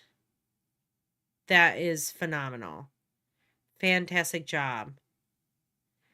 I love this. I love this arm. First of all, the motion blur on it is lovely. Like you did a really good job with that. A fruit mobile arm. It's like made of fruit and it's like ice cream and it looks awesome. Like such an interesting, unique concept that I haven't seen before. I'm super into that. I love the like kind of organic shape of your robotic arm. It's more of um like mimicked after a human arm components. It's just really great. But overall, like the animation of everything, very smooth. The way it moves into screen and slows down, it picks up the object, the arm swings back and it throws that ball into space. Really fantastic job doing the switch. That the nice part about adding the motion blur to something where it's a fast movement like this, it kind of hides all those imperfections that you might be able to see if you don't have the motion blur applied. And so, you can add motion blur, you guys can add motion blur to your projects. Even if you did the assembly line one, you can still add that motion blur to it. It just won't be as dramatic because it's not such a dramatic motion and it might not be as fast, right? So we're really trying to sell speed here, and that's why the motion blur really applied to this robotic arm, this instance of it looks beautiful. Really fantastic follow through on that where the arm comes down and it settles in the spot. I really don't have any feedback for this. Melissa, I think that you took your time on this. I can tell you took your time on this. And it is fantastic. I think you did an amazing job on this one. Good job. Hand clap, you guys.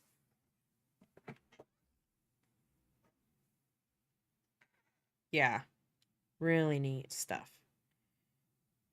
Yeah, even when this says all of your anchor points and your hierarchy and stuff is appropriate, so nice. Nice job. All right, let's go here to Jesus's. Have I ever seen Creep from Netflix if you really want to feel creeped out at this gen? Is that with Elijah Wood?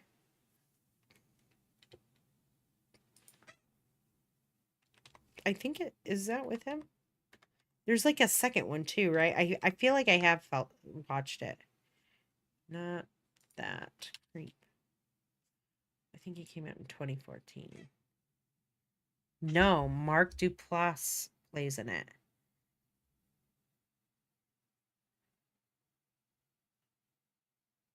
He's like a stalker, right? He's just really weird. I'm gonna have to rewatch it. I'm gonna have to check it out. But it's like more of a psychological type of film. Let's think of a good one. My wife loves like the VHS films, like the shorts in it, which are pretty good. I do like those shorts. I'll watch any kind of trashy horror film too, just because they're funny. I feel like I recently watched. Oh, a great series, fantastic series. If you guys have Netflix, um, there's The Fall of the House of Usher. It is phenomenal. It is so good, and it's based off of Edgar Allan Poe short stories, and it also ties in several of his poetry that he has. But The Fall of the House of Usher is a story by Edgar Allan Poe, one of the greatest horror writers. Um he but oh my god, it's so good, and it's a made for TV series. Very, very good. So he lives isolated and wanted to be a movie maker. These people are just there to interview him. Okay. I'm gonna have to rewatch it. I feel like he would easily be such a good creep. The Fall of the House of Usher is on Netflix. It's a Netflix original. All right, let's see. Jesus's. Nice. You messed around with the pattern on there. I love that. Awesome. Really good motion. I know you're trying to work with the shadows, so don't worry about that right now. I mean, you'll want to add it on, but I'm not going to comment on it cuz I get it. Uh but really nice. He moves in. There's slight overshoot happening there, so I would just eliminate the overshoot so the robot doesn't come forward and then move back. But I do see the motion blur on it, which looks really lovely. And picks it up, throws it. Fantastic. Great motion on there. Great follow through on the arm as it goes to settle down into its like final resting spot, and that motion kind of like jiggles and wiggles into spot. Really good job on that. I would just say the really big thing is to cut out maybe that overshoot that's happening on the position of them there, and then maybe no, I think that's a great job. I think I would just, yeah. The pattern stuff is cool. I'm into that. The maybe move this down slightly because it kind of just about clips at the top. Let me see if he does.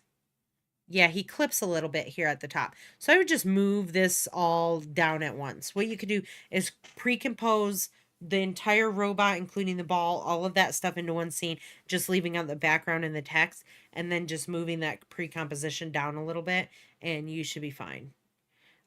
Or you can connect it with the null. If you do the pre-composition thing, okay, if you make a pre-comp and it's like if your object is being cut off here and you decide to go the pre-comp route, you have to make the pre-composition larger than 1920 by 1080. And you also have to go in and make your composition of your robot arm one larger than 1920 by 1080. The reason being is because if you leave it 1920 by 1080, your main comp should always be 1920 by 1080 because that's what you're exporting your file out as. It's where you're going to render your video as. But if your pre-composition is only 1920 by 1080 and you want to show that section off up at the top that's getting cut off, it has to be larger so that we can see that. But it has to be larger in all of the compositions inside that pre-comp, right?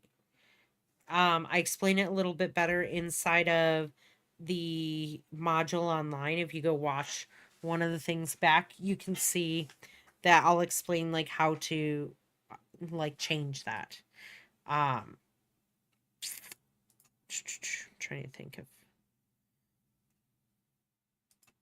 I wonder if I can open this and kind of show you how to do that. This is something that will be good for you all to see. Archive. Springs class.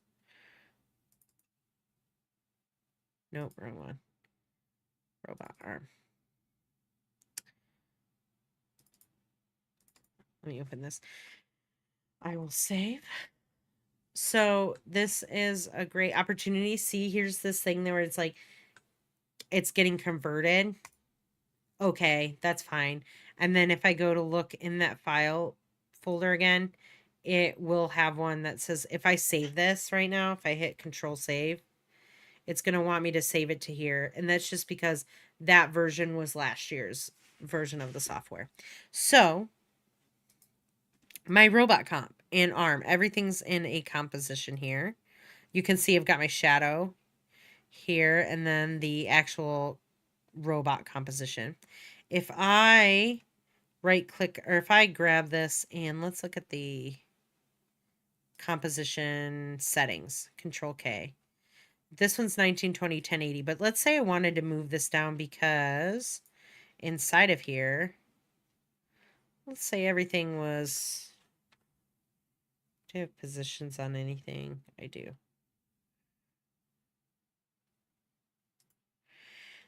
So this, I'm just going to explain it. I don't want to move this because if I do, it'll knock everything out. Actually, I can do it with the, let's do it with the null. And then I'm going to just have to reparent all of this later, but that's okay. I'm going to right click, new, null object. I'm going to take all of these and parent that to this null object. And I'm going to select this null object and bring it down. But let's say it wasn't like that. Let's say this was like being cut off here in your main composition, right? Well, let's bring it down this way. Okay, wait. Sorry, I'm hitting undo too quickly. Just going to move this down a little bit. So this is one way you can change that.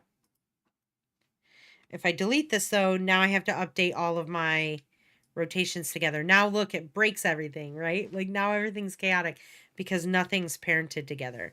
And so I would have to delete this and I would have to put my wrist joint, my grippers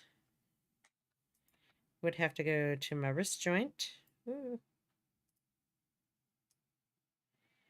My wrist joint would have to go to my link 2, which is that one. My link 2 would go to the link 1 right here. Shoulder joint is where link 1 goes to. And then this goes to the base. And then the ball, okay, it's going to come in here. It's going to grab that. That's fine. This one, I'm going to go back here. This one has to be linked to one of the grippers. Ooh, wrong one. Did you guys see which one that was linked to? The ground ball.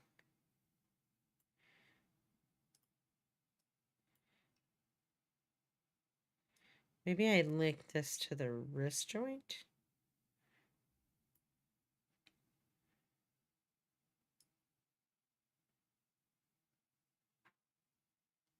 I'm not sure what I did there, but I broke it. So let's undo all of this. Undo that null. Okay, let's say that it's getting cut off here. I would go into my composition where I can see all of my layers, and I would hit Control K, and I would increase the height. Really, I only need to increase the height of my thing here. So maybe I change it to 2000, right? And I know that seems out of the ordinary because you guys aren't used to that. But because this is all pre-composed, when I go into my main composition, it is not going to be, it's still going to be 1920 by 1080 because that's the size of my main comp. But what this does is it gives me the ability to grab this and move this down and not have it being cut off at the top, right? Much easier way than trying to use that null and dealing with all that null and that craziness in there, right? The only other thing is that now I would have to update, ooh, let's undo this. I would have to update the position of this. So let's grab these and move them just down and see if that doesn't move it. This one moves up, down a little bit too far. I'm going to move it back up. So it might be best to move those separately between the position of your main comp, right? You're going to move that down. But then you want to grab your shadow and move that down, maybe just separate. And then that's how you make it so it's not cut off from each other. And not cut off at the top. You don't want it cut off at the top. Close out of this.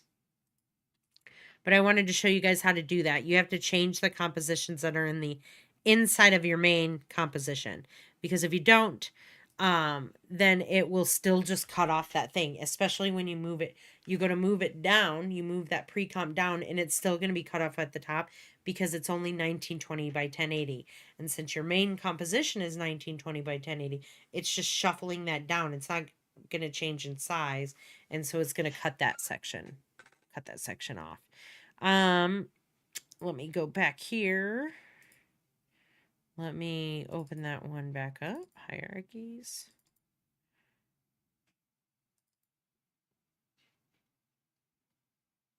Slowly opening.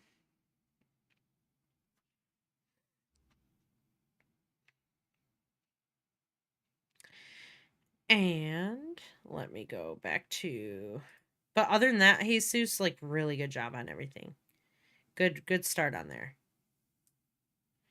Okay, I'm going to close this. You guys don't need to worry about that. Just a sec. Close this one. There we go. Back to normal. Okay. The footage. Lena's, yours is in here, right? Am I missing yours?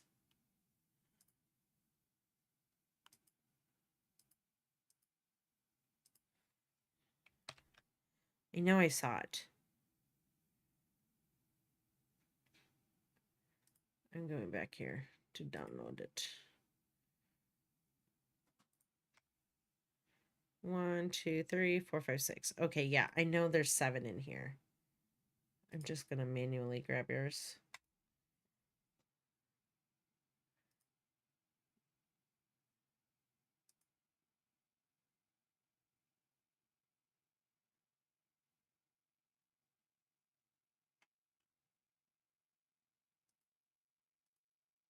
You just submitted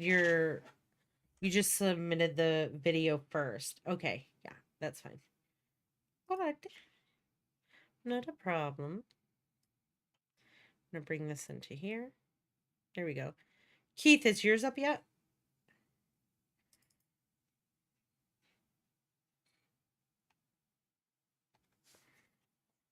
That's weird.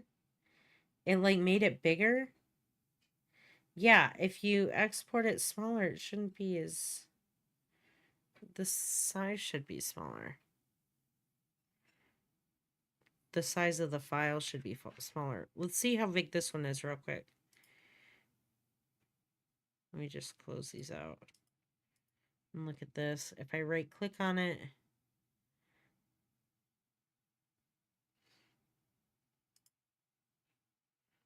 $11.5. So that's normal. I thought you did too. Let me go back here. Yeah, Keith, here. Yeah, I don't know why I didn't download. I downloaded all of them. I don't know why. Maybe I missed a couple. Here's yours, Keith. Anyone else I missed? Okay, so Jade's we did. Josh's, Tristan, Melissa, Jesus, Keith, and Lena. Just missed you guys right at the end too. And you guys are in class all the time, so I don't know what that's about. How dare it? How dare it? Lena, that is so odd. I don't know if maybe there was an accidental, like, additional, like maybe one rendered out at a different bit rate than the other one, which could affect that, but it shouldn't have done that. It seems kind of odd. Did you have a problem any other time, like, submitting it? I always post before due dates because I get anxiety, so I know I posted. You did. I found it. Don't worry. All right, Lena, we're gonna go over yours right now. The Cloud Factory.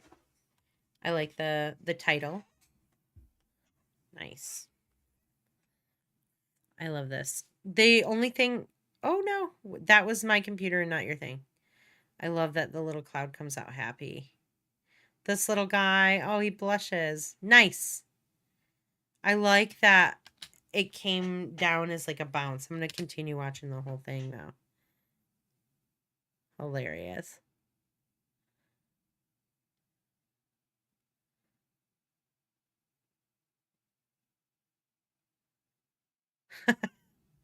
I love his face when he's like, he like realized what's going to happen and then his mouth opened real wide.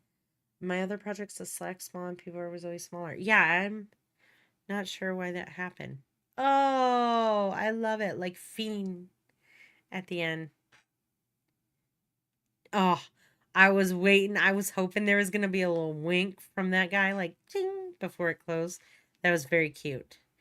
Overall, I think that this is a beautiful animation. I think that it's very fun. I think it's lighthearted. I think it's great. You really put a lot of effort into all of this.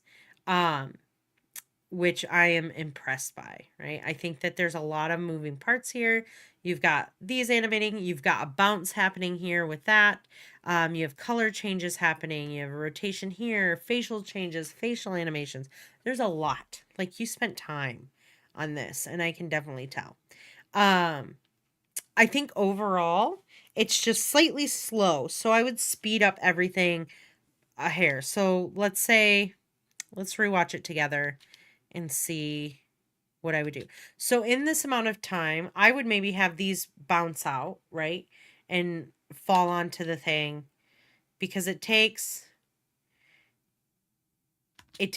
10 seconds before those two little yeah, you could put a wink in for I'm not gonna require that because you did a lot of animations on that. But I love that. You can do that if you want though.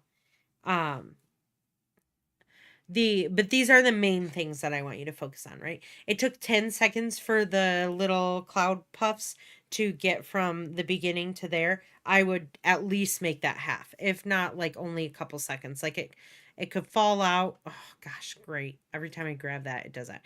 Um I think right. Oh, well, it doesn't really take 10 seconds. So from 4 seconds to there, so it takes 2, 4, 6 seconds.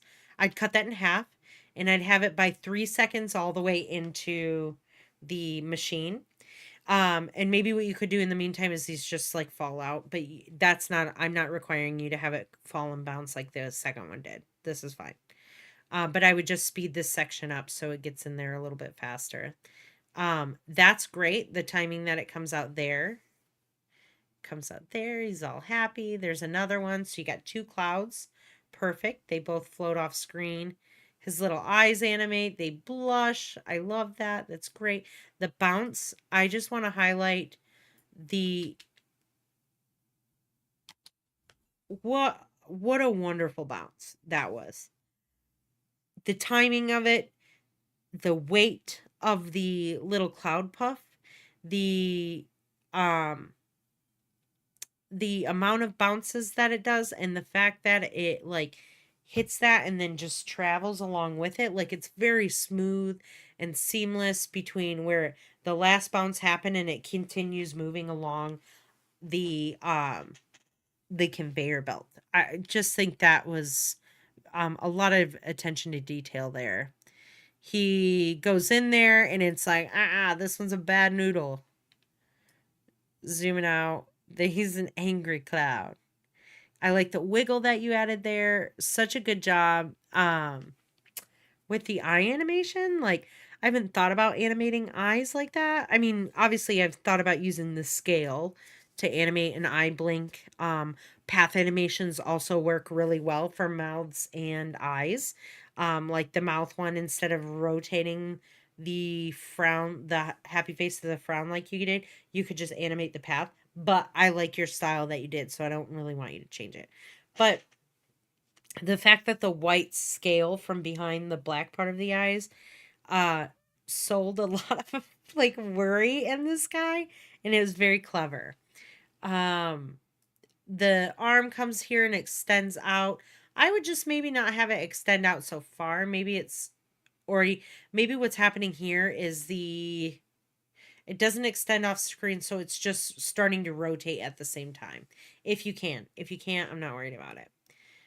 Great job at the hierarchy though. The rotation of the like wheels on the robot is a great detail on there too. I love that. I think the rotation amount that you have along with the position change is the perfect speed, right? Because we can rotating an object inside of After Effects, if you do a full rotation and do it within a short amount of time, it is very fast. It is like really, really quick. And so you have to adjust your timing a little bit. I just want to mention, like, there's a lot of attention to detail went into this. And so I would really, the only thing would be to speed up the beginning part where it goes from here to here. So maybe all you got to do is grab your keyframes, like just do this to make this fully wide. Select all of your layers, show all of your keyframes, grab all of your keyframes, and just holding Alt shuffle these in a little bit, right? So your timing can shorten up. That might be the quickest way for you to just do it. Or you could just, all you would have to do is shorten up the timing of that part there and then just shuffle all the rest of the keyframes along with it. Because I really like the timing of everything else. I like the timing that it takes. I'm going to close this. Let me see if I can close this, that there. Close that there. So we're just looking at this. Perfect. I'm not going to grab it. The pinching is great. Love it. I think it's awesome.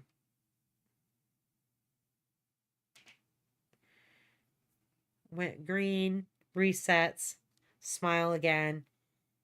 Perfect. Speed that little bubble part up a little bit where it closes, and then I think you'll be great. How would I make sure the robot arm doesn't go off screen? Just like I did before. So is your robot arm in a pre-composition? Like is your robot arm all the layers of that in the same comp with like everything else?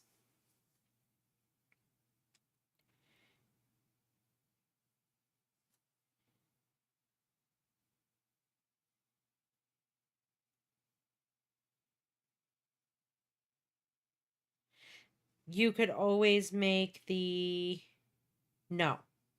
Okay, so it is in its own pre-composition. It's in its own like little comp where it's just like the robot arm happening with the cloud.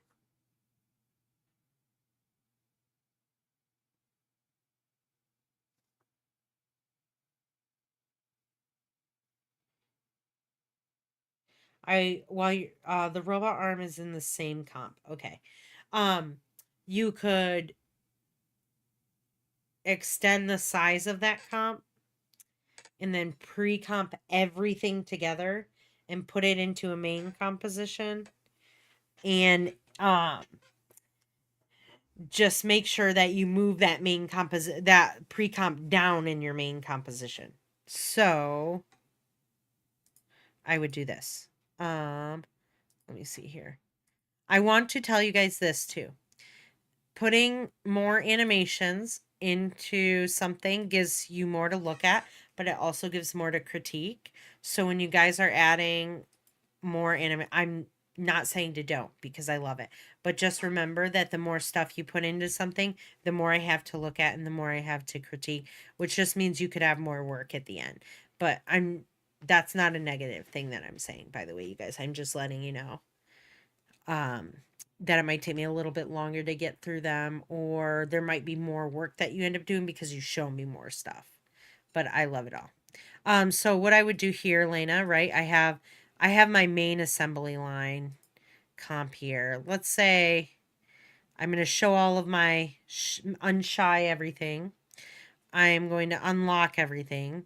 I'm going to grab it all and I'm going to Shift Control C to create a pre-comp. So, and I'm going to name this Assembly Pre-comp. I'm going to hit OK. And it's going to move all of that stuff into there. Now, what I'm going to do is my pre-composition here is if I hit Control K, it's going to be 1920 by 1080, 24 frames a second, 30 seconds. That's perfect. Now, when I go into my assembly line here, I'm going to hit Control K, and I'm going to extend the height so that it's 2000. Now, all of a sudden, I have all this space up here. I would just take my background layer, and I would possibly extend that. So I'd hit Scale, and because I didn't animate, I'd just scale this along here. And then what I would do is inside of here, I would take this, because now notice, if I zoom out all the way, this pre-comp, the main composition, what I'm looking at right now is 1920 1080, but my pre-comp is still 1920 by 2000. So that gives me the ability to move this pre-comp up and down, and I can adjust where I want it based on that. Like I could move it all the way down and see this, but you see where this cutoff is, right? That's why you have to extend that. And you can't just move it down to change where it's at. You could do, let me see. You could try and change the position, but there's that the robot arm in yours moves position quite a bit. So it comes in, it picks the thing up, it moves forward. I think it moves back again. So you're probably better off just doing it like this, the way I did. Does this make sense to you? So it's basically putting it in a folder, extending the size of that folder, putting it into something that's masking it out at the 1920 by 1080, so that when you go to render it, it's still 1920 by 1080. And this is what we're looking through, right? So it's the 1920 by 1080 is a main composition is essentially masking out the rest of the crap that's around it. Really good job on that, Lena. Very, very good. I would just essentially tighten up the timing from the beginning to where they go in there. Just speed that up a little bit. Speed up their I mean, I'm thinking if you just speed this up, it might even happen where it goes in and there like something happens here and then it's enough time, because the timing of the rest of it is just fine. And then let's watch Keith's. Where are my stuff? Okay. Keith's is under arm. Awesome. First of all, great color combo. So if I extend the size of my folder, would I also have to make specifically the robot arm a pre-comp too? No. If you just pre-compose everything into one composition like I did here, right? So I took, because all these were in this comp first, and I selected all of them, hit Shift Control C to put them into this composition, which has all of the it's got all the layers now. And then I just hit Control K and made this taller, right? And so then when I brought this, when this pre-comp is showing inside of here, now I just have the ability to quickly move this up and down to where I'll need to go. And because it will have more headroom in your pre-comp, right, in the folder, it's going to have that more headroom. It's not going to cut that off when it goes above that 1920 1080. And that way you can just shuffle this down a little bit. And you can move it down to wherever it needs to be so that the little arm shows. Does that make a little more sense? I'm going to run through Keith's real quick because I want to be conscious of your guys' time. And then we'll talk about the new project on Thursday. Let me go through this real quick. All right, Keith's. Nice, the little egg's going to go in here. It's going to hatch as a ducky.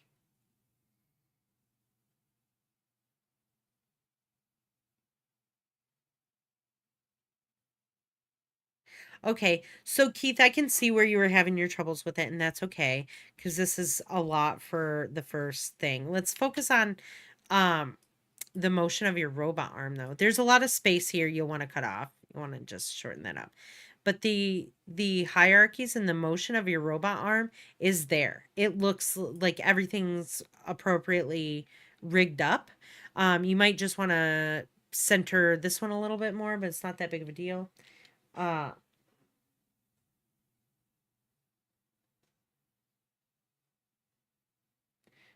Good questions, Lena. I will answer those in just a second. Let me go through Keith's one real quick.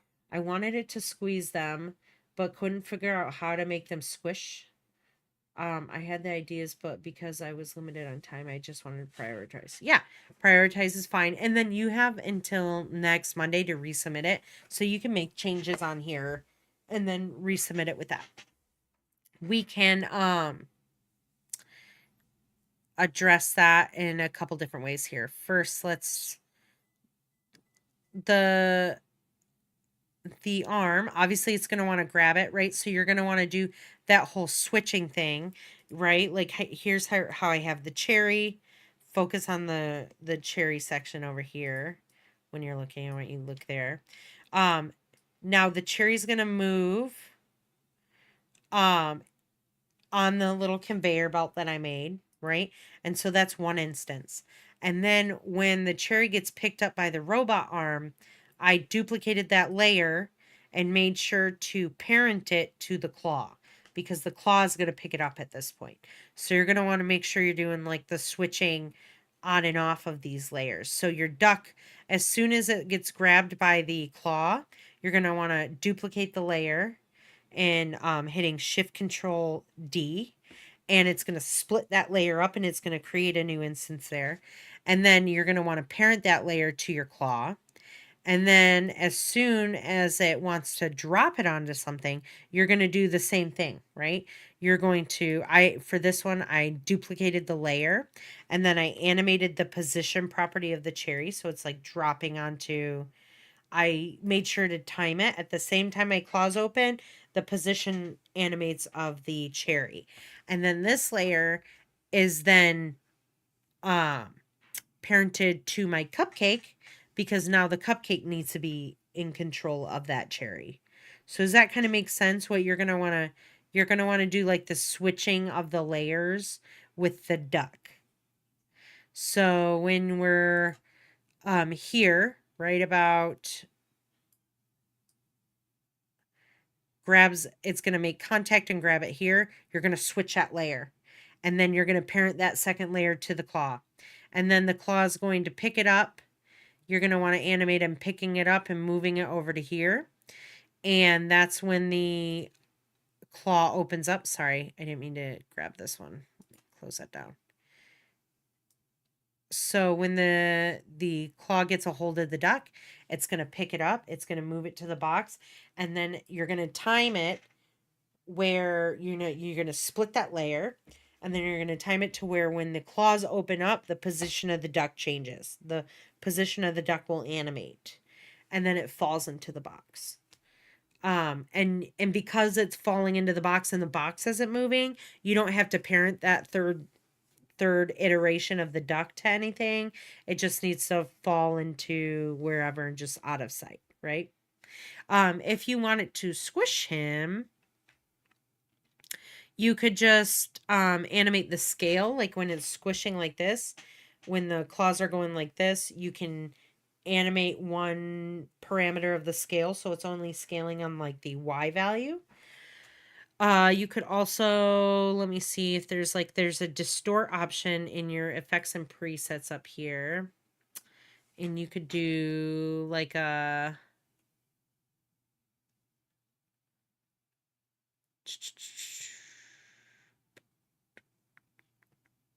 I know there's a warp. So there's a warp you could do, or you could even do bulge. But like, you could just apply that to an object. Let me turn on my composition again so I can see here. Like if I had an ellipse,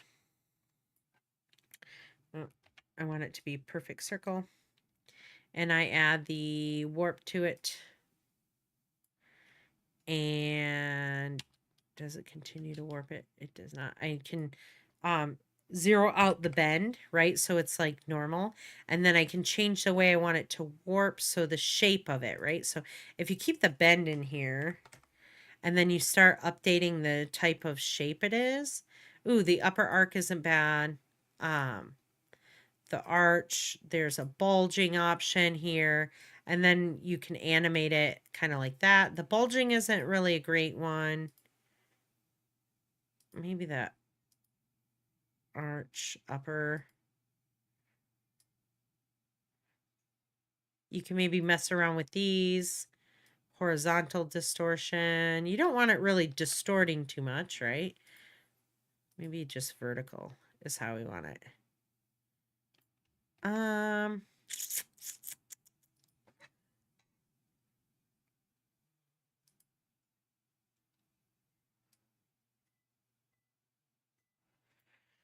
You might want to just animate the scale of the duck. Just like the Y value. So unlink these and just animate it like this. Even though it'll look like it's distorting it a little bit, that's okay. If it's just squishing it like 1, 2, 3 real quick, I don't think people are going to be bugged by it. You could do it to the little head, or if you had him grab it sideways like this, and it could claw its little. Like the claws are on the back and the tummy. You could squeeze it like that instead of like this. But I would focus on the main thing first, which would really be getting this to pick it up and then toss it into the thing. Also, speed that up a little. I'd speed that up a little bit so it's a little bit faster, and then just have something else happening here. Do I think what needs to be bigger? The duck? Is that what you're asking?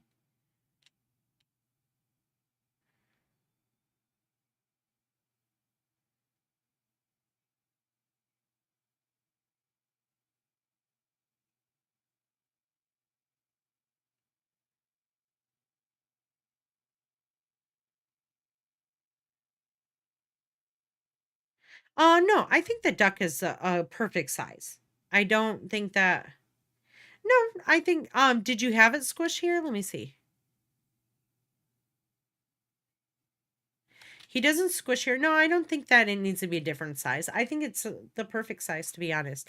You would just want it. You just need him to be connected. So the squish would happen when the object is connected in the claw, right? So you would have to animate the claws going like this, but then at the same time you'd have to animate the squishing of the actual duck, right? And so you need to, what I would do here is have the duck is gonna stop all of the position keyframes. Damn, keep doing that. I'm sorry, you guys. The position of the egg goes into here. The duck comes out. The position I would stop like right around here, right where it's gonna pick it up, right? And you want to time these as well. So if it's stopping, you want these to stop. The gears, the rotation of the gears. And when that stops is when the arm's going to come down and pick it up. I think you'll have a little bit of an easier time if the duck kind of stops down below the arm. And that way you will just animate it into the claw, and then from the claw, it's going to drop it into the box, and then you don't have to worry about anything else. But it's a good start. Solid start on this. Lena asked, if you shuffle it down, will that block the robot wheels because the wheels are so close to the bottom? It could cut off a little bit of the robot wheels, but I think it as long as you bring it down enough, like so it's evened out, you should be okay. If you want to just shorten out how much it might be easier just to shorten the extension of the arm, Lena, so you don't have to, it doesn't extend up so high. It just extends out a little bit. Maybe just scale down the arm a little bit. Whatever's going to be less work for you to have to do, I would do. So you could also If you don't want to scale the arm, that one part because of it grabbing everything else, which I would understand, right? Because um yeah, just shorten the extension that it comes out. I think you would be okay with that. Or what you could do,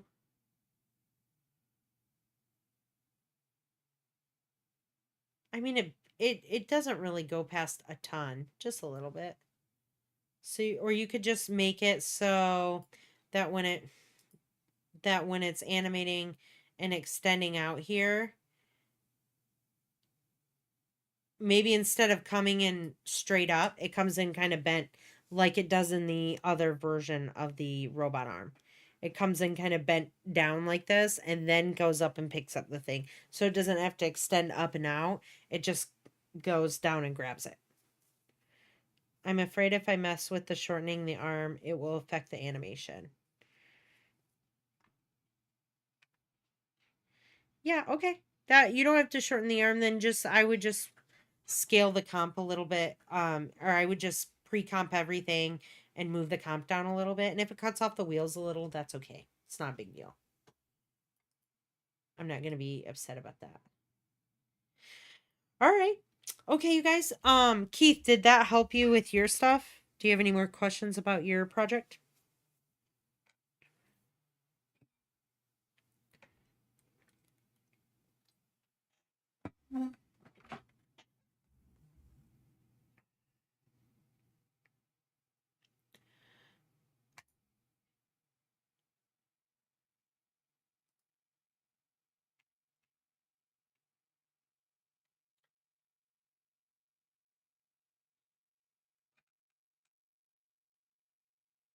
Okay, cool.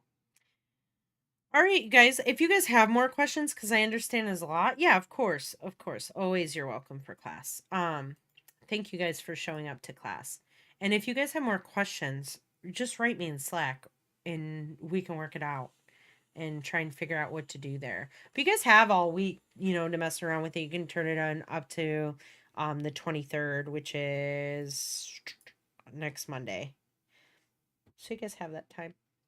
But all right, you guys have a good night, and I will see you in Thursday's class where we will talk about rigging and animating inside of Cinema 4D, where we're gonna make our where we are going to make our Eve bot. And I will post that early for you guys, but it might take a couple classes. So I will talk to you guys later and enjoy the rest of your night. Bye bye.